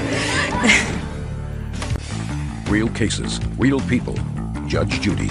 Noelle Eskridge says ex-boyfriend Jackie Curl owes for several loans. Noelle says she received staples in her head from his assault. I'd like you to tell me why you put those notes on the door. Okay. After I loaned him some money and went to his door and knocked on his door, I want to look at it and make sure it was my writing. Because the way he's sitting here lying, I want to make sure it was my writing. I went to his house to ask him for some of my money. It was a man inside of his house, half naked. And he opened the door up, and the man peeked his head up. The man had no clothes on. A friend of theirs, their wife, she told me to be very careful because they swing. And I was enraged because his girlfriend chased me with her girlfriends for 3 months down in a car. When I was helping his daughter in November through December for 2 months, I was chased with women and her. I couldn't figure out why, though she had women with her chasing me, till people told me what they do. And I was enraged when I found out because I felt I wasn't given the choice, that I should have been told if you were these kind of people. I was enraged when I did that. I was just shocked when that man came to the door. Miss Eskridge, do you take any medication? No, I don't. Currently under a doctor's care? No.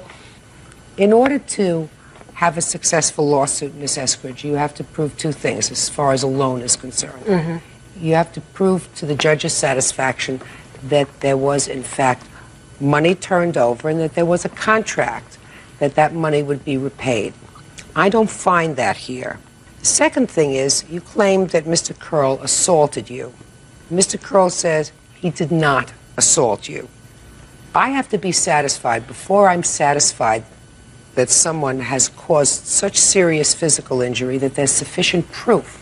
And I don't find that there is sufficient proof that Mr. Curl, either intentionally or otherwise, caused you the injury to your head. What I do find is that I think it's a good idea that you don't have any contact with them anymore. Not leave notes on his door, not leave notes on her door, because I don't think it's good for you. No. I think if what you tell me is true, then you made a mistake in judgment as to someone's character. Mm-hmm. And you extended yourself, and you should think twice about doing it again. Right. Do you understand? But right now, what I think you have to do is say, you made a mistake with him. He's really not a nice person. I don't want to have anything more to do with them, with either him or with his girlfriend. I've got children that I have to take care of that rely on me, and I don't want to waste any more of my energy on this man or his girlfriend. Does that make sense to you? It makes a whole lot of sense, you know. Good. I'm glad. You know, he stalks me. Very badly. It's bad. Well, then what you have to do is say, I made a mistake. Yeah. And I'm going to move on and not have anything to do with them because I have a greater responsibility, and my great responsibility is to my children. And I have to be mentally alert and healthy for my kids, and I don't want to take anything away with people who aren't nice. So don't have anything to do with them anymore. Okay? All right. Good. Thank you. Thank you. Parties are excused. You may step out.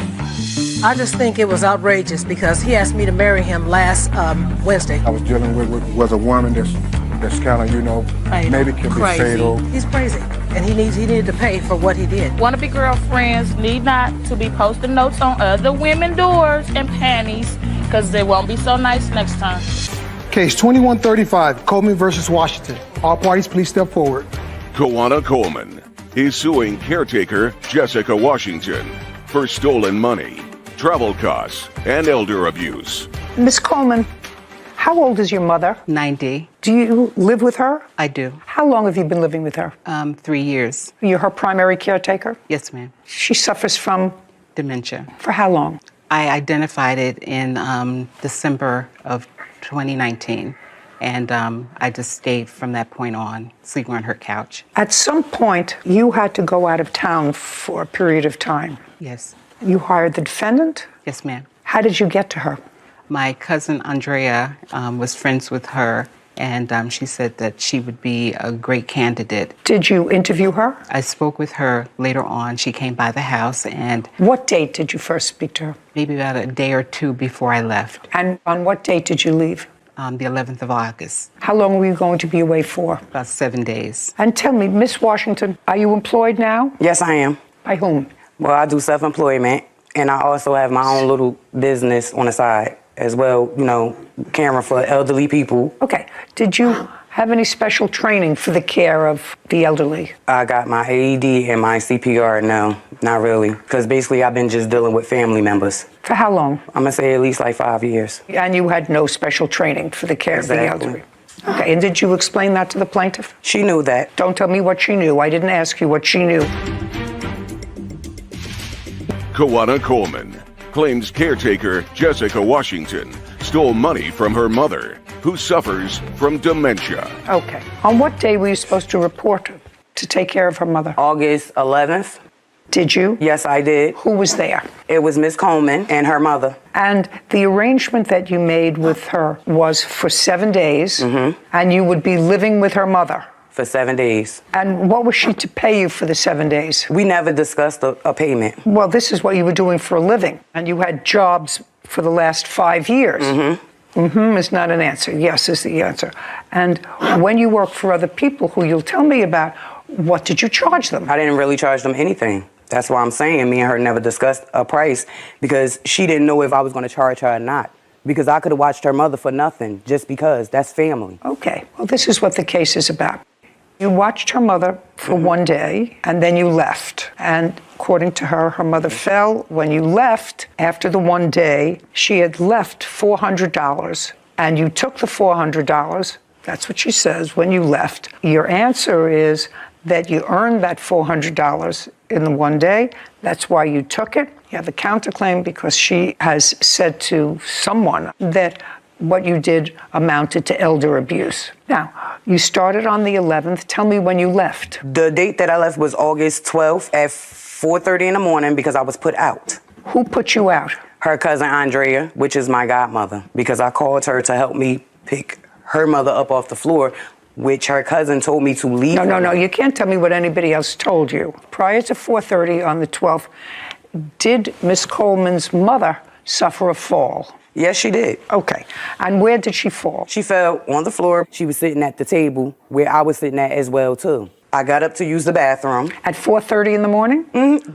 We was up all night. Could you tell me why? Because she was waiting for her daughter to come back, because before her daughter left out the house, being as though that the lady has dementia and Alzheimer's, they think about the future, the past, and the present. She's thinking that her daughter is coming back because her daughter said, "I will be right back." So that's why she sat up all night long. I was trying to put her to bed. She didn't want to go to bed, so I called. Okay, so you were there from what time in the morning on the 11th? I got there at 5 o'clock in the afternoon on the 11th. So you were there for a little less than 12 hours, right? You came at 5 o'clock in the afternoon, on and the at 11th. 4:30, and at 4:30 in the morning, you left. I didn't actually leave. I was told to leave. But you left. Yeah, and I didn't want to. I don't care whether you wanted to or not. It's not particularly relevant whether you wanted to or not. I understand what happened. You left, and when you left, you took the $400 that you found. Because the mother told me to. You mean the mother with dementia and Alzheimer's? Yes, her mother told me to. Just a second. You mean the mother with dementia and Alzheimer's who you stayed up with 4:30 in the morning told you to take the $400? Okay. Now you're suing her for a lot more than the $400 because you said you had to come home from your travel. She's not responsible for that. She has to return the $400 to you. You told me 2 minutes ago, Miss Washington, that you never discussed fee. We did. Because this is not a question and answer. You didn't even know whether you were going to charge her anything, because as far as you were concerned, it's family. Is not an answer. And you listened to the woman that you had been hired to care for because she has dementia and Alzheimer's and had fallen, and she said to you, take this $400, it's yours. What if she told you to take a piece of her jewelry? Would you have taken that? No. Yeah. You would have taken it because No, she I gave it wouldn't, to you. because I'm not no thief. I wouldn't. No, that's not what I'm telling you. You say that you took this $400 because this woman who can't make a judgment told you to take it. What if she said to you, I want you to have my pearls? Why not? I'm not taking no jury because I have my own. I don't need her jury. Okay, that's ridiculous. Judgment for the plaintiff in the amount of $400. I'll take a look at the instance that you have on your counterclaim for slander when she says that you are guilty of elder abuse. What do you have to show me? It's in a court order. What do you mean it was in a court order? It is. She went and filed elder's abuse on me, plus the traveling expenses, too. I have that court order. Just a second. Is that what you're telling me? In her case against you for the $400 and for any other travel expenses, which I'm dismissing, that part of her claim. She said you were guilty of elder abuse. That's protected. Okay, your counterclaim's dismissed. We're done. Court is adjourned. I think the judge did a great job. I assume that she would be able to deal with my mother. It's difficult being a caregiver, and we as people need to do much more to protect our elderly. We've seen a couple of these cases, and it's so unfortunate to see the elderly, and whether they're ill or sick or mentally not capable of caring for themselves anymore, zero training that some of these people have to really care for them, and it's scary. We've seen it too many times, and $400 on the counter to someone to just take it for 12 hours worth of work. You know, it's always struck me as a shame that society has and the government has created situations where you need licenses to do certain things.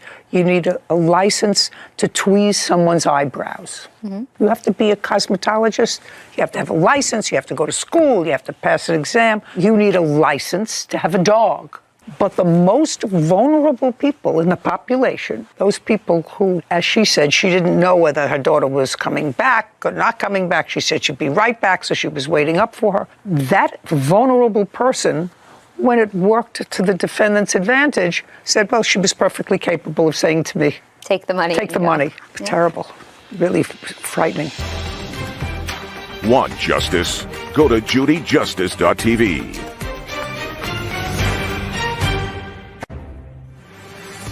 Julian Hall is suing his neighbor, Stacey Benedum, for breach of contract and attorney fees. Court come to order. All rise. Have a seat, please. Case 2128, Hall versus Benedum. Thank you. You're welcome. Mr. Hall, you and the defendant are neighbors. Yes, ma'am. And your houses are right next to each other. Hers is on the corner, mine is right next to her. Yes. Got it. What your complaint is that I see where those two, the truck and the vehicle behind it. The trailer, yes, ma'am. The trailer. The property to the left of that is your house.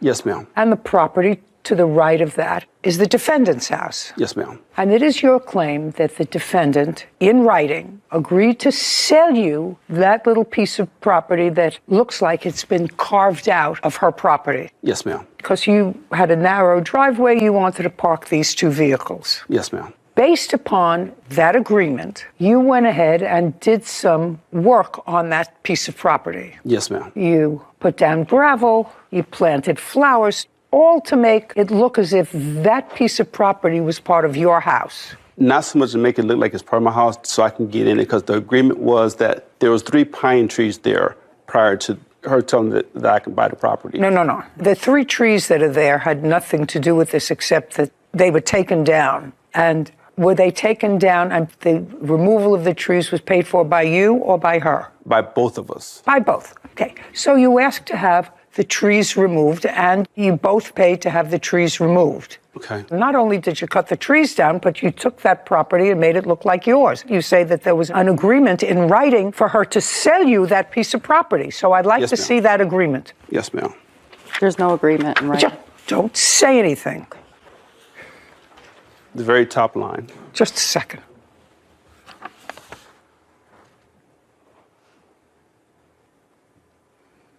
This is not a contract, sir, to sell land. I have a lot more. Shh.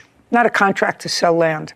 I see what she says to you. I am agreeing to sell you the property you are currently parked on for $1,000 plus costs. Let's get this in motion ASAP. And then she doesn't hear from you, and that's the 18th of May. And then she writes you again a little bit later, and she says her offer will expire at the end of today's business day, 5/19. And on 5/19, at 10 o'clock at night, you write to her, hey, Stacey, I've started working on things this morning. I have already been to the city of Akron, and once they are done and I get a surveyor and so on, I will keep you updated if that's okay.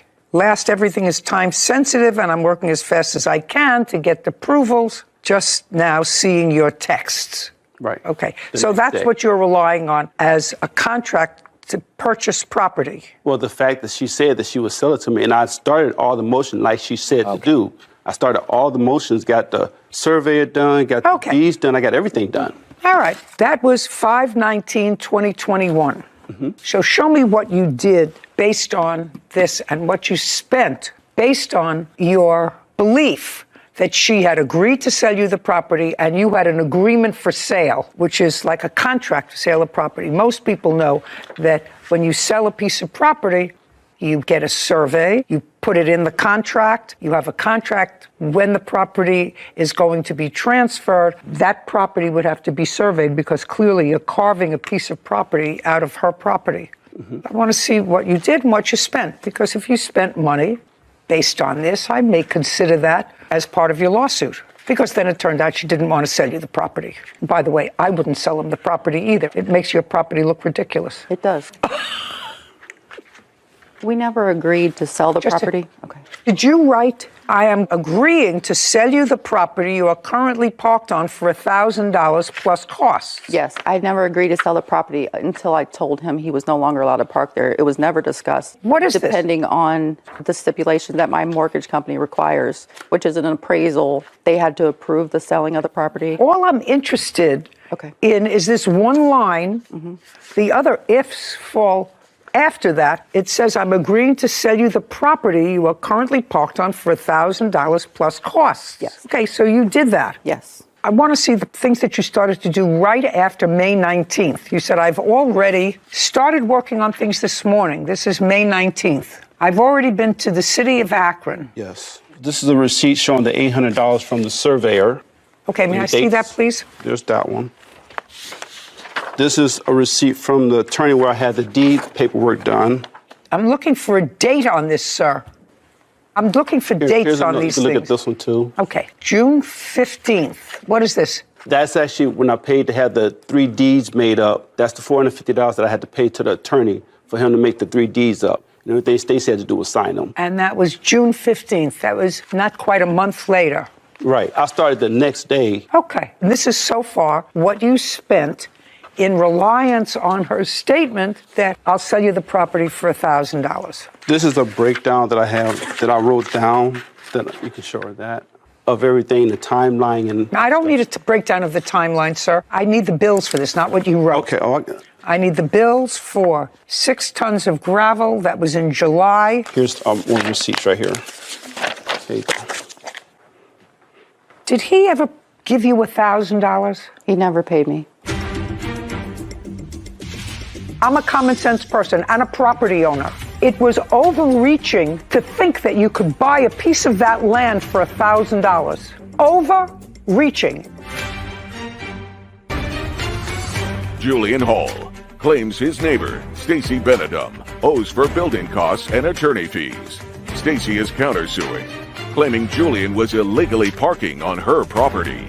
Okay, so far all I have that you paid was $450 for the deeds, $800 for the survey, and gravel to be delivered. I got the gravel in there. I also have the concrete that I had laid, flowers and stuff that I put in. Did he pay part of having the tree stumps removed? We split the cost and the labor of removing the debris of the trees. No, ma'am, that's not true. Who wanted the trees removed? I never had a problem with the trees. I like the trees. Don't speak. He wanted the trees cut down so he could have more space. He was already parking underneath the trees with a smaller trailer, just not his truck. He wanted more space, so he came to me and said, hey, what if I split the cost of the cutting of the trees? I said, that's fine, I'll split the cost, that's fine with me. And then I agreed to let him continue to park there as long as there was no tire marks, that's what it was. And then he built this thing. Well, he formalized parking there. Okay. At what point did Miss Benedum tell you that she was not going to sell you the property? This actually started on 4/3 of 18. I'm not interested. I'm interested in the beginning of these texts, where you clearly had discussions, trees were removed. I don't quite understand why she allowed you to remove the trees, and I don't understand the whole transaction. Because it wasn't my choice. Just a second, it was your choice. You wanted to park there. That's what you wanted. But the trees was dying. I don't care if they were dying. I don't care if they were shriveled up. I don't care. You carved out a piece of property. Now, if you carved out a piece of property that belongs to her and you didn't have an appropriate agreement in writing, which it has to be, then I believe, based upon her statement that you acted on, you're entitled to whatever you spent to renovate that property. Do you understand? You're not entitled to the property. No, I understand. You're not entitled to the property. You're entitled to what you spent to renovate the property. So now I want you to tell me, on what date did she tell you that she was not going to sell you the property? That was 7/20 of 21. After I got everything done and called her and asked her, could she meet me at the bank? She said, no, I'm not selling to you for $1,000. But it goes deeper than that. That's what I'm trying to explain to you. It goes deeper than that because when it came to the trees, I didn't approach her with the trees. She came to me and said, since the tree was done, I said, well, I'll go in half with you. At that point, I said, when can I use the property? She said, you can use it as long as you need it. So that's when I started investing all this money into the property. So what? I don't care. She said to you, you can use it as long as you want. Yes, ma'am. Okay. I said nothing permanent. She said, as long as I need it. That's why I invested the gravel. Okay. What I'm telling you, sir, is the purchase and sale of property has to be with a certain formality. If you dealt with an attorney, the attorney would tell you that it had to be in a formality, signed by her, signed by you, the contract that provided for sale, when it took place, what the survey was, whether her bank would agree to let her sell off a piece of the property because you have a mortgage, all of those things. That's why agreements to sell real property, which is land, have to be in accordance with a certain set of rules. This doesn't make it. However, if you relied on her statement in order to improve the property, to make it comfortable for you based upon her text message, I believe that you are entitled, based upon the text message, to what you spent to improve it. But you have to understand, she's not going to let you park there anymore. And I'm okay with that. Just a second. Are you still parking there? No, ma'am. Since when? I would say September of 2022. So you were parked there in July of 21, August of 21, September of 21, October of 21, November of 21, December of 21, January of 22, all the way up to September. You were parking there. This is because we had... Don't give me a because. No, that's either a yes or a no. I was parked there, but we also had a civil case, too. Which he dismissed 2 days before. We had a civil case. She called the police. He called the police on me twice. The question was, when did she tell you she wasn't going to sell you the property? September, when she agreed not to meet me at the bank. That's when she told me she wasn't going to sell. September of 2022? Yes, ma'am. I never knew we were meeting at a bank. Just a second. So I can do better in than that. September of 2022, she advised you. No, I'm sorry, it was August of 2021. Well, show me in August of 2021 that you told him you weren't selling him the property. Here's. Okay, I'll take both, Kevin. Thank you. And this was after she agreed. Shh. Okay.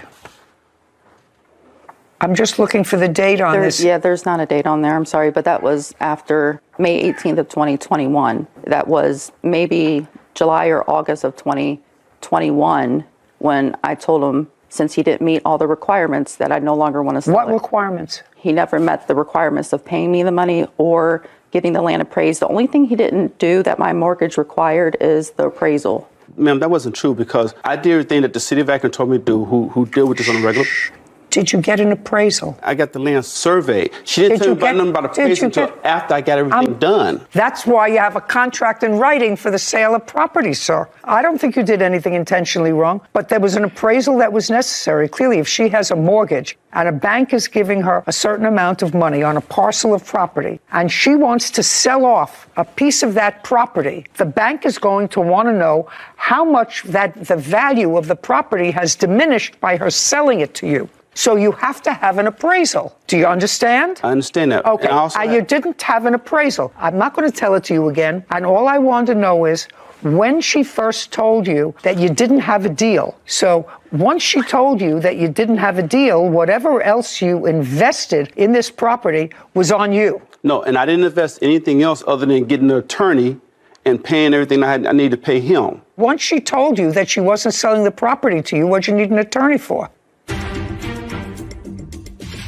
You're not the aggrieved party here. You got to park for free because she was a good soul. I would have had your trailer and your truck towed to a...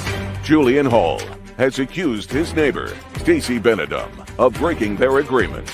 Stacy claims there was never an agreement and is countersuing for parking fees. Once she told you that she wasn't selling the property to you, what'd you need an attorney for? Because I had already had an investment after she said she was going to sell it to me. Once the attorney got involved, he told me to dismiss the case. Then after that, like 3 days later, I moved off the property. Just a minute. So who brought a civil case? I did. When? Last year of 21. And what happened with that case? It was dismissed. What did you bring a case against her for? For breach of contract. It was dismissed because there was no contract. Your Honor, can I say something? What? He made all these improvements in 2018 before we ever discussed selling the property. You mean he put the gravel in? Yeah. Well, how could he put the gravel in over trees? The trees were cut down in 2018. Is that right, sir? Hey, that's correct. The trees yes, that were cut down in 2018, well before this. Yes. So you did use it. You used it for how many years? You used it 18, 19, 20, and 21. You used it. You used it. You had value from it. You had value from somebody else's property. You used her property for you to park on. You can't. I wouldn't have done none of this if she would have told me no. Every move that I made, I asked her first. I got it in a text message. I asked her, can I do this? Can I do this? She said, yeah, go ahead and do it. If she would have said no, I wouldn't have done none of it. I wouldn't have put a dime into the property. I'm not going back to 2018, sir. If you made these improvements in the property in 2018 or 2019, before there was any hint of a writing that she was going to sell you property. She had a verbal that I can park there as long as I wanted to. Okay, your case is dismissed. Mr. Hall, you don't have a case. You did park there until she told you not to park there anymore. And you had the benefit of parking there for at least 3 years. I got money invested that she told me you that had I the can do benefit it. of parking your things there for at least 3 years. Are they gone now? His truck and trailer are, but the gravel's still there, and we have to clean up, get rid of that stuff. It was a huge mistake, so you're going to have to take care of that yourself. Okay. And I would take care of that because that looks ridiculous. I will. That looks ridiculous. You have a counterclaim. Yes. For parking. Forget it. But listen, I told him he couldn't park there back in May of 2021. He continued to park there till... So you should have been more vigilant. My attorney didn't notify him till May of this year of 2022 that if he continues to park there, we'll charge him $75 a day. And he continued to park there until the case was dismissed in August of 2022. So I'm only suing him for May of 2022 to August of 22. And did he move it? He did. Okay. You still living there? Yes. Do you talk to him? No. Had you talked to him previously? Yeah. We had a good relationship. I'm a common sense person and a property owner. It was overreaching to think that you could buy a piece of that land for $1,000. Overreaching. And if she had it appraised and if it's something that you want and she had, I guarantee you that that little piece of property would be appraised at a far higher cost than $1,000. Guaranteed. And I guarantee you that her bank would say, you can't let him buy that piece of property for $1,000. How much of a mortgage are you carrying? $76,000. Not going to let her sell off that piece of property. You had the benefit of that piece of property for several years. I have to tell you that I really think that it's much nicer to look at plain grass than it is to look at a trailer and a truck from her backyard. Your Honor, I wouldn't have done none of it if you would have said do it. Do you know what your attorney said to you? I can't help you. You don't have a contract. And Mr. Hall, that's what I'm telling you. I can't help you. You don't have a contract. And from what I know now, this all started in 2018 before there was any discussion of buying the property that you can prove to me. Because the thing that you gave me was in 2021. I have to tell you, you never had a problem because she was a good neighbor. If she let you park on her property, so if you think you're the one who's been aggrieved here, the truth of the matter is I don't think that you're the one who was aggrieved here. She let you park on her property. I have to tell you, I wouldn't have let that happen. I had a neighbor who had an easement. And I said, all I want from you when I bought the house was I want you to say that you will never try to claim this property by adverse possession and that you understand that it's my property. And then you can use it because it was a place that looked like it was part of his driveway. Mm-hmm. And he said, I'm not signing that. I said, if you don't sign it, I'm going to put a fence right in the middle of your front lawn, which is where my property line is. I don't hear from him. I said, you have 24 hours to sign the paper or I'm putting a fence right in the middle of your front lawn because that's my property and you have an easement. And he didn't sign it. He would have lived with the fence until today because it's still there. Now his children are living with the fence because he's gone. You're not the aggrieved party here. You got to park for free for 4 years. For free. Because she was a good soul. She's not a bad guy. She was a good soul. I would have had your trailer and your truck towed to an impound on day 2. She let you park there for 4 years. I wouldn't have been there. Goodbye. We're done. Thank you. This court is adjourned.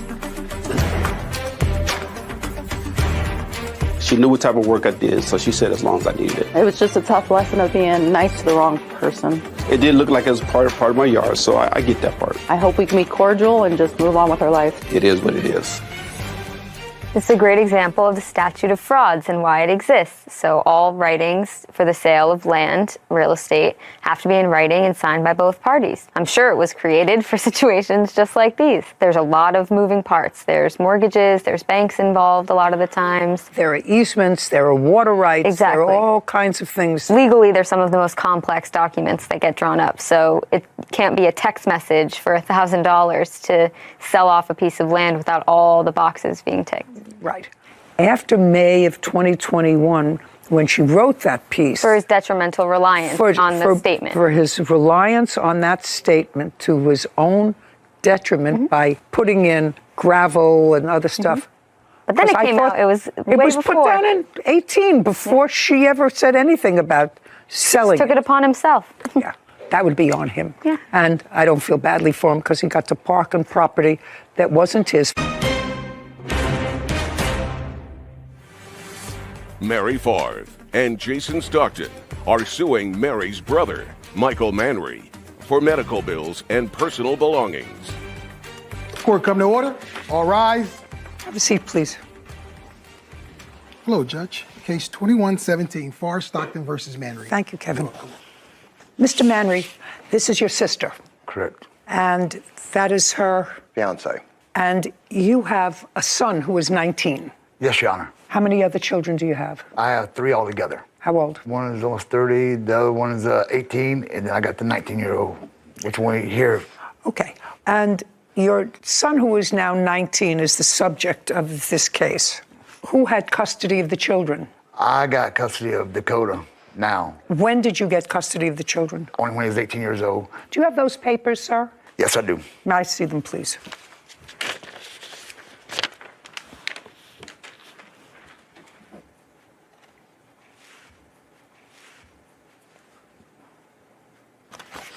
Okay, so this grants you, sir, legal and physical custody of Dakota Manry until further order of the court. So what this case is about now, and I assume from what I've read, that Dakota has certain special needs. Yes, ma'am. And because of his special needs, he is unemployed. Did he finish any sort of a high school? He graduated. He graduated from Yes. high school? Yes. Did he go to a special school? He went to a regular school, but he was in special education. And when he graduated, did he graduate when he was living with you? Yes. Okay, so this is what your case is about. At some point, according to you, you have a niece.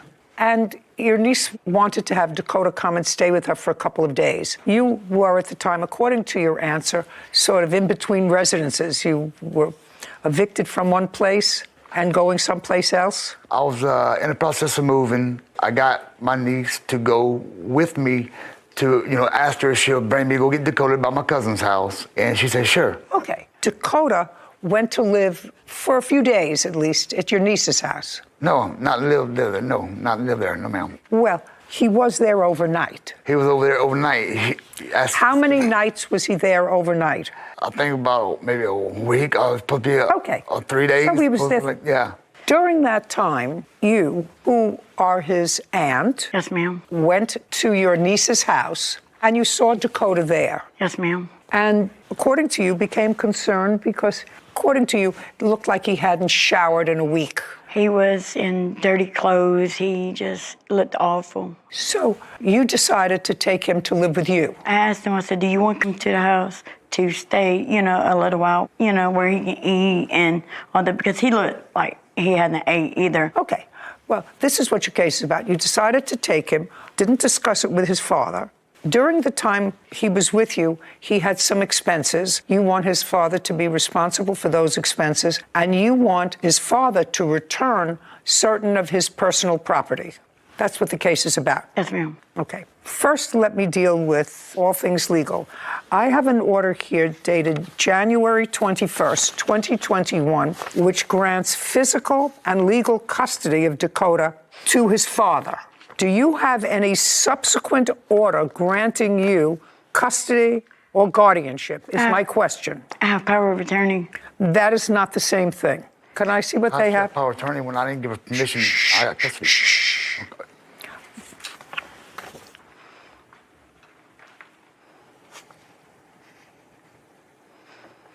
Okay, this was signed by Dakota, so he's giving you legal power to act on his behalf. Yes, ma'am. Now, Dakota, by signing this power of attorney, he's saying that I am a whole person, and I give you the right to make medical decisions for me if he can't do them. It's a general power of attorney in case he becomes unable to make decisions on his own.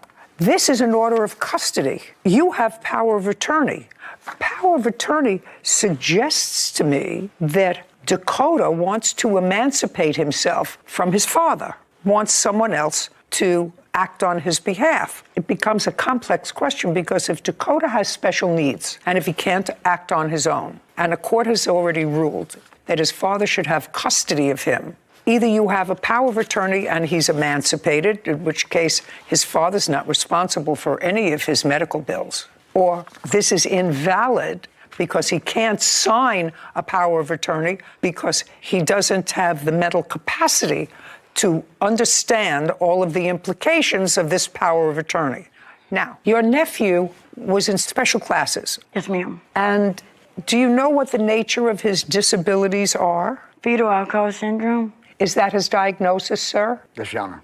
He had, according to you, after you took him from your niece's house, and you do acknowledge you took him without his father's permission. Yes, ma'am. Yes, ma'am. We was not talking, me and him. It doesn't make any sense if you were talking or not. I didn't have his number, and I asked Dakota, I said, text your daddy to let him know you're coming with me. Dakota said, and he showed me where he texted Michael. Now, I don't know if it was on a different Facebook page. No, it's your responsibility to notify his guardian who has custody that you have taken physical custody of him. Right. And when did you take physical custody of him? Give me the month, day, and year. May 20th of this year, 2022. Now, while you had physical custody of Dakota, you indicate that he had surgery. Yes, ma'am. And part of what you want Mr. Manry to pay for is the ambulance bill. What kind of surgery did he have? Brain surgery, and he had a feeding tube put in him. Just a second.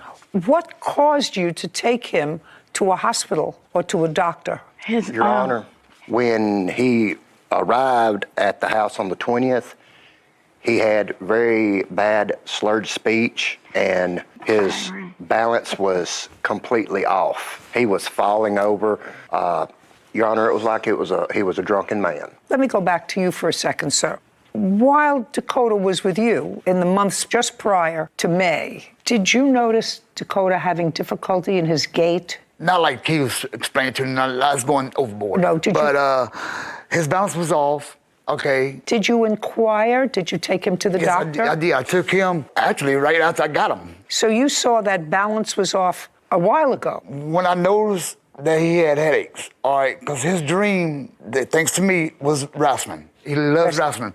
I put him in wrestling. I talked to the promoters, and I did that for him. But when I seen every time he got body slammed, and this and that, I had to take him out of it. I got concerned because he was complaining of headaches. So I made him an appointment, and I waited for a referral. Well, when the referral came in, my kid was kidnapped. So he never actually saw the second doctor? No. Okay. Do you have any records? Well, I couldn't get the records. I tried to get them. Once something went wrong, my kid died doing surgery. I couldn't even be there for him and all that. Anything could have happened. Just a second. I'm following you, sir.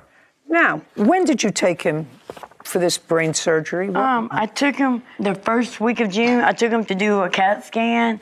And as soon as she did that, we went to the hospital. We didn't leave the hospital. They put him in the ER. And from the ER, we went to Florence, Alabama. And then the surgeons there couldn't do it because it was so big. What was so big? Your Honor, brain. they found a mass the size of a grapefruit. The first week, Dakota came to stay with us after we noticed the balance issues and the slurred speech. She took him to doctor who diagnosed him with being severely malnutritioned.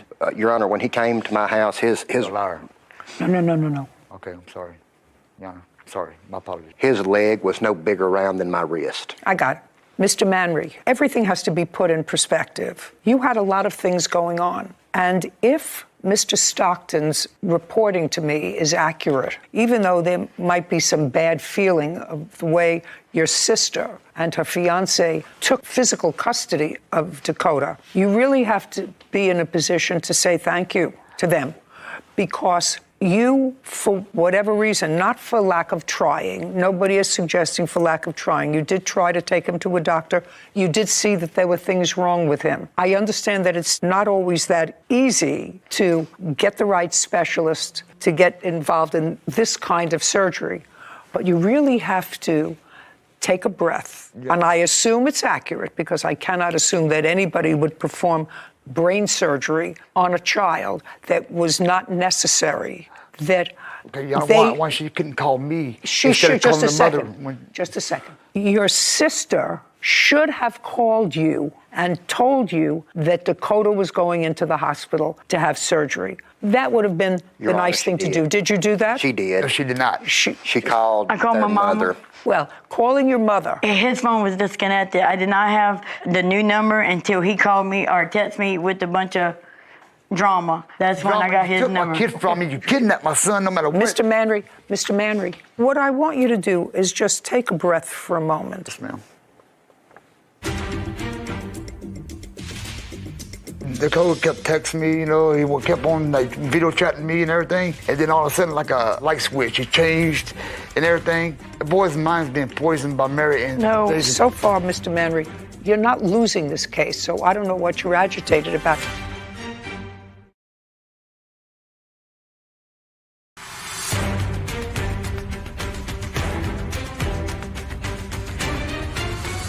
Mary Favre and Jason Stockton claim Mary's brother, Michael Manry, owes for medical bills and personal belongings. Michael is countersuing, saying they illegally took his son from his custody. Mr. Manry, Dakota was only at your niece's house for a short while. You already told me that when he came to you, his gate was off. So right before he went to stay for a couple of days at your niece's house, was his speech slurring? No, he always had a speech impairment because of the disability, but his speech was not slurred at all. That is a lie. Him having the skinny arms and all, that's all Okay, lie. I'm not talking about skinny arms. I'm talking about this his slurred speech. What I was saying to you, Mr. Manry, is that I don't think there are any bad guys here. I don't think that you're a bad guy. And I don't think that your sister and her fiancé meant any harm when they saw a situation that they thought was dangerous. And as it turned out, they were able to get him seriously needed medical care. That doesn't mean it was all done right. But what you're asking for is to be compensated by the defendant for the cost of the ambulance bill that you incurred. Now, this power of attorney was signed by Dakota, if in fact he had capacity to sign this power of attorney. It was done 2 weeks after his first surgery. So up until that time, even if I could construe this as a valid document, his father had legal and physical custody of Dakota. And I assume that's because he had special needs and is unable to live on his own. Is your son able to live on his own? No, he never will. Okay, so that's what I assume as a result of this order. If you want this order changed, you have to go back to the court in Mississippi. You have to be declared his guardian. Your Honor, we did not want to be declared his guardian. The reason the POA came about to start with, during the entire surgical... Your Honor, can I say something? The father was aware of it. So was the mother. The mother was actually present at most all of the appointments. It doesn't matter. The mother doesn't have custody, legal or physical. We were under the impression, and were told she did, that he only had a temporary custody. So she showed up to say she had to sign all the documents. She was going to do this. She was going to do this. She was going to do this. Did she sign the documents? She signed some.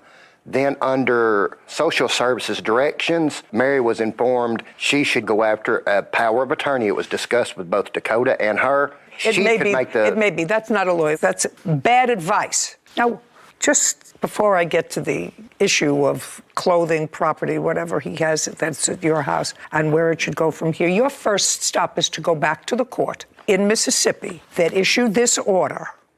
Yes, ma'am. And say to them, I need Dakota's law guardian. He'll be appointed a guardian for himself, independent of you, and they will interview him and they will do certain evaluations of him and determine where it is that he wants to live. But you have to do that in court. You can't do that ad hoc because you relied on his mother's statements that she had the authority to sign off on these things. She did not until this is changed. And if you want to change it, you are free to go in and try. And then Dakota will be interviewed and seen by a psychologist or a psychiatrist, and he'll have a medical evaluation and determine whether or not he is a person who actually requires guardianship. And if he requires guardianship, you can petition for that, and you'll have a trial. This is not that trial.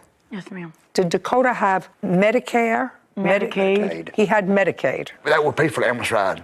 Yeah, I just want to know if he had Medicaid. He did. I did give them the Medicaid number, and they keep sending me a bill, and I called them, and they said because it's a different state, it's not covered. It doesn't matter. Tell them to send their bills to his father.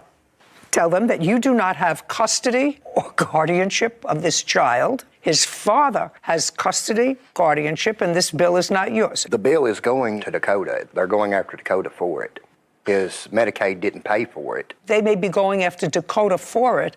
They will be very smart seeking payment from people who can pay them, which is his parents. Right now, you're not legally responsible to pay for his ambulance bill. The only person who might be legally responsible for it is his father, and that will be up to the ambulance company to do. This is not your responsibility at all. So discount the ambulance bill. Next to Dakota's things, you want property that he has in his father's house. So let me go back to you with regard to my statement to you 4 minutes ago. You have to have this custody order modified. You have to go back to the same court that issued a legal and physical custody order of Dakota to his father and say, we would like guardianship of him. He wants to stay with us. He's 19 years old.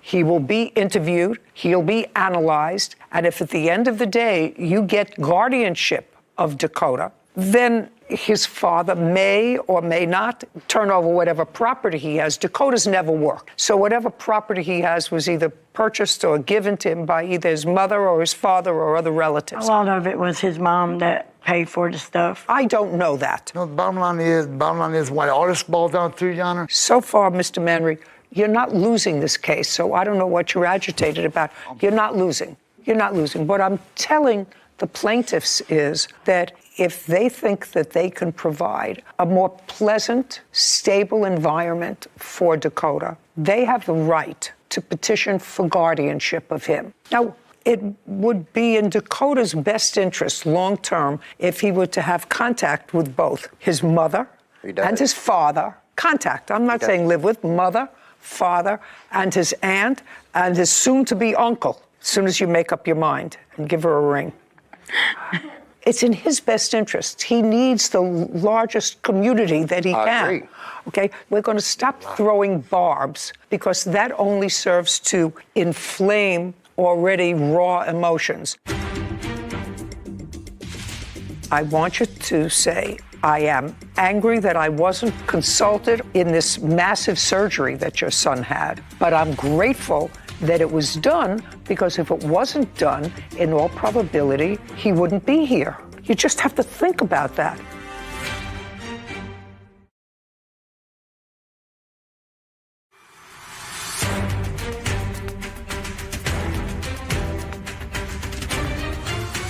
Mary Favre and Jason Stockton have accused Mary's brother, Michael Manry, of owing for an ambulance bill. Michael claims Mary and Jason took his son without his permission. What I'm telling you is a very simple procedural thing where you have to go. You can't sue him for the return of Dakota's things unless you have guardianship of Dakota. Understood. Because he already is the subject of a recent order of custody from a court. That's what you have to have. You can take that bill from the ambulance service, put it in an envelope, we'll get you the address, and that's where that goes. That's his father, who is his legal parent under this order. So send that bill to them so you don't have to worry about that bill. As far as his property is concerned, that has to go along with an order of custody or guardianship, and that's something that you should do. But, Mr. Manry, I am not making a decision with regard to his custody or not. What I'm asking you is, until a court reviews whatever orders they're going to make with regard to custody and guardianship, first, I know you may be angry, but they probably saved his life by getting him to the doctor that they did. And if they removed a massive tumor from his brain, you should say, thank you for doing that, because it was a month after he was living with you. Someone else took your son and saved his life. And for that, at least, you have to be grateful. You can be angry. You can be angry that you didn't get it done before. You can be angry that somebody else did it without consulting you. You can be angry at all of those things. But at the same time, you have to feel grateful that it was done. There wasn't no reason they kidnapped my son. Okay. Mr. Manry, you keep going back to the same song. I was worried about keep going back to the same song. And what I'm saying to you is, their next stop, if Dakota wants to live with them, and he's right now over 19 years old, is to the court who issued the order to modify that order. All I'm saying to you is, I want you to say, I am angry that I wasn't consulted or didn't participate in this massive surgery that your son had. But I'm grateful that it was done, because if it wasn't done, in all probability, he wouldn't be here. You just have to think about that. What I'm telling you is, you have to love your child more than you, at this moment, dislike your sister and her fiance, because they were able to take control of a situation and get your child fixed. So is Dakota, just for my own, is Dakota angry with his father? He's angry that his father won't return any of his wrestling. He is correct. He is a huge wrestling fanatic. Okay. What particularly does he want? He wants his wrestling? He wants his wrestling belts. They have replica belts that were made. He wanted his PlayStation 4 and the wrestling game. PlayStation 4, I'm not interested in that. He wants his wrestling belts. Yes, ma'am. Yana, can I show you something right quick on my phone?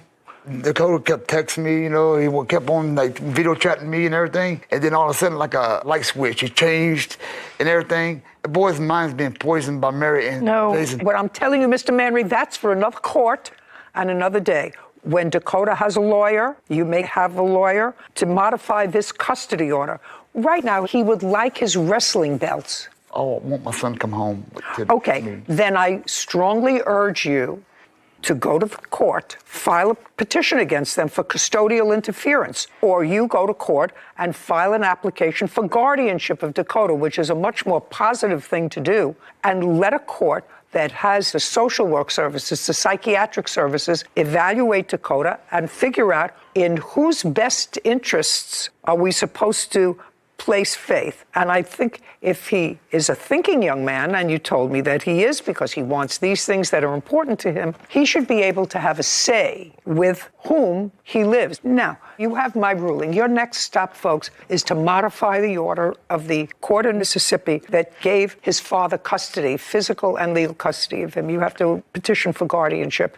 That's your next step. So, in that regard, your case is dismissed. Send the ambulance bill to his father. I got a counter-suit. We're done. Your Honor. Yeah, I'm not hearing it, sir. Okay. I did everything I can for my kids, and My brother, he said nothing but lies. when somebody takes your kid without your permission, But, that's him. I mean, that's what he does. you don't know where they're at, and you're going crazy because you don't know where your kid's at, that's kidnapping. I should get a thank you out of it, but he's not going to do that. I want my son to come home to his daddy because I love him very much. That's my son. It's about him. It's not about her. It's not about her and her brother. It's not about me and her brother. My son, I love him. I'll do anything in the world for him. It's about Dakota. So you didn't listen to the defendant's counterclaim back there for emotional distress for, I believe it was $3,500. I would have given that to him. I don't think anyone was acting maliciously in this case. Like you said to the father, he should be grateful that his son is alive, and his sister took action when he might have been stumbling a little bit. But That's what that cause of action is for. When someone takes an action that was legally incorrect, and here, the plaintiffs had no legal right to take him to get that surgery. I agree that he should have had it and it all came from a good place. However, when you take an action that causes somebody else such severe emotional distress, and I would consider taking someone else's child in for the riskiest surgery that probably exists, qualifies as causing some severe emotional distress. So I probably would have awarded him that if I was ruling. Well, so let me give you the reason that I didn't bother to hear it. I think the aunt and her fiance had nothing but pure motives in taking this 19-year-old who they say appeared to be malnourished, and they say was diagnosed as being malnourished, which is possible, and it's possible that it was all related to this brain tumor that he clearly had that was impairing his stability, and he was with his father for a year while this tumor was growing. I don't think that they had malicious intent. Neither do I. And I think that but for their actions, this 19-year-old boy probably would be dead. If they took out the tumor that was the size of a grapefruit, I would say 6 months later or 8 months later, there's a strong probability that would affect the optic nerve, affect the carotid artery, and gone. So although I could understand his annoyance, from the time they went to live with him until his surgery was a month. And I actually don't believe that this father didn't know where he was for a month, because they evidently have a living mother who they're both in touch with. He was moving around, phone disconnected. At the hospital, the mother showed up. She said, I can sign the documents. Well, you know, you're involved in major surgery for a child. Your focus is not on your brother, who did not take care of business for a year. So I'm going to leave that up to a family court judge to determine who should have custody, and I probably guarantee you that custody will remain with his aunt, because that's what Dakota wants. Father may be angry, but that's what's going to happen. I have no doubt that the father loves him. He did not take good care of him for the year. Sure. And so I wasn't going to reward that by giving him any money against these people who had nothing but the child's best interests, when for a year he really didn't take care of business with his son. And that's why I didn't hear his case for emotional distress. Understood. Hello everyone, welcome back. आज हम बात करेंगे कि क्या AI videos जो है वो YouTube के ऊपर मोनेटाइज होती हैं या नहीं, और अगर होती हैं तो कौन सी वीडियोस मोनेटाइज होती हैं। ठीक है, तो वीडियो में मजीद आगे बढ़ने से पहले चैनल पे नए हैं तो सब्सक्राइब कर लो और साथ ही साथ बेल आइकन को प्रेस कर लो, ताकि हर अपकमिंग वीडियो का नोटिफिकेशन आपको सबसे पहले मिल सके। अब सबसे पहले तो बहुत सारे लोग एआई कंटेंट के ऊपर काम कर रहे हैं, तो एआई जो 100% एआई है उसके ऊपर मोनेटाइजेशन आपको मिल भी जाती है, लेकिन ज़्यादातर ये है कि आपको रिजेक्शन का सामना करना पड़ता है। इसमें अगर आप वैल्यू ऐड करते हैं तो फिर आपको मोनेटाइजेशन इजीली मिल जाती है। ठीक है, चाहे वो टिकटॉक है चाहे यूट्यूब है, सेम ही है। टिकटॉक के ऊपर थोड़ा जल्दी आपको इस चीज़ में वो ज़्यादा नहीं करते हैं। ठीक है, लेकिन ये है कि बाद में आपकी वीडियोस डिस्क्वालीफाई होना स्टार्ट हो जाती हैं। ठीक है, ये हो गया। अब यहाँ पे यूट्यूब के ऊपर जो कंटेंट है, मतलब हिस्ट्री से रिलेटेड कंटेंट है, इसके अलावा और भी बहुत सारे हैं टेक से रिलेटेड जितने भी कैटेगरीज हैं, उनके अंदर भी अगर आप फ्री वाला मतलब कर रहे हैं, जिसमें आप फ्री में ऑडियो जनरेट कर रहे हैं और विजुअल जनरेट कर रहे हैं, तो उसमें मसला आता है। अगर आप ऑडियो जो है 11 लैब से जनरेट कर रहे हैं और विजुअल भी किसी पेड सॉफ्टवेयर से जनरेट कर रहे हैं, ठीक है, अच्छी क्वालिटी में है, कंटेंट आपका वैल्यू वाला है, तो फिर आपको मोनेटाइजेशन में कोई इशू नहीं आता। हाँ, अगर आप 100% वो यूज करेंगे कि एआई से ही आप कर रहे हैं और वो भी फ्री वाला कर रहे हैं, तो वो नहीं चलेगा। ठीक है, बहुत सारे कोर्सेज हैं, वीडियोस हैं जिनको आप देख के स्टार्ट करते हो, जिसमें एआई टूल्स का यूज करते हैं। जैसे अब चैट जीपीटी भी है, अगर फ्री में आप यूज कर रहे हैं ना, तो उसके अंदर बहुत सारी चीजें ऐसी हैं जो स्क्रिप्ट आपको वो देगा और उसके अंदर कंसिस्टेंसी नहीं होगी, स्क्रिप्ट वो अपनी मर्जी से चलाना स्टार्ट कर देता है। अगर आप प्रॉम्प्ट इंजीनियरिंग करके भी प्रॉपर उसे करते हैं, स्क्रिप्टिंग करते हैं, तब भी उसके अंदर एआई या रोबोटिक जो फुटप्रिंट है वो रह जाते हैं। अब इसमें यह है कि अगर आप टोटली इसमें आपको पहले स्क्रिप्ट वगैरह जो भी आप बना रहे हैं अगर आप खुद बनाएंगे तो उसमें आपको रिजल्ट्स भी मिलेंगे और आपका वो एआई के अंदर नहीं आएगा, 100% एआई के अंदर काउंट नहीं होगा। अगर आपकी स्क्रिप्ट भी एआई है, आपने वॉइस भी एआई से जनरेट कर रखी है और वीडियो भी, विजुअल भी आप एआई से जनरेट कर रहे हैं, तो हो सकता है कि आपको कुछ टाइम के बाद अगर आपका मोनेटाइजेशन पहले नंबर तो आपको मिलेगी नहीं, अगर मिल भी जाएगी तो आपका इनऑथेंटिक कंटेंट या कोई और वायलेशन की वजह से जो है वो आपकी मोनेटाइजेशन जो है वो आपसे छीन ली जाएगी।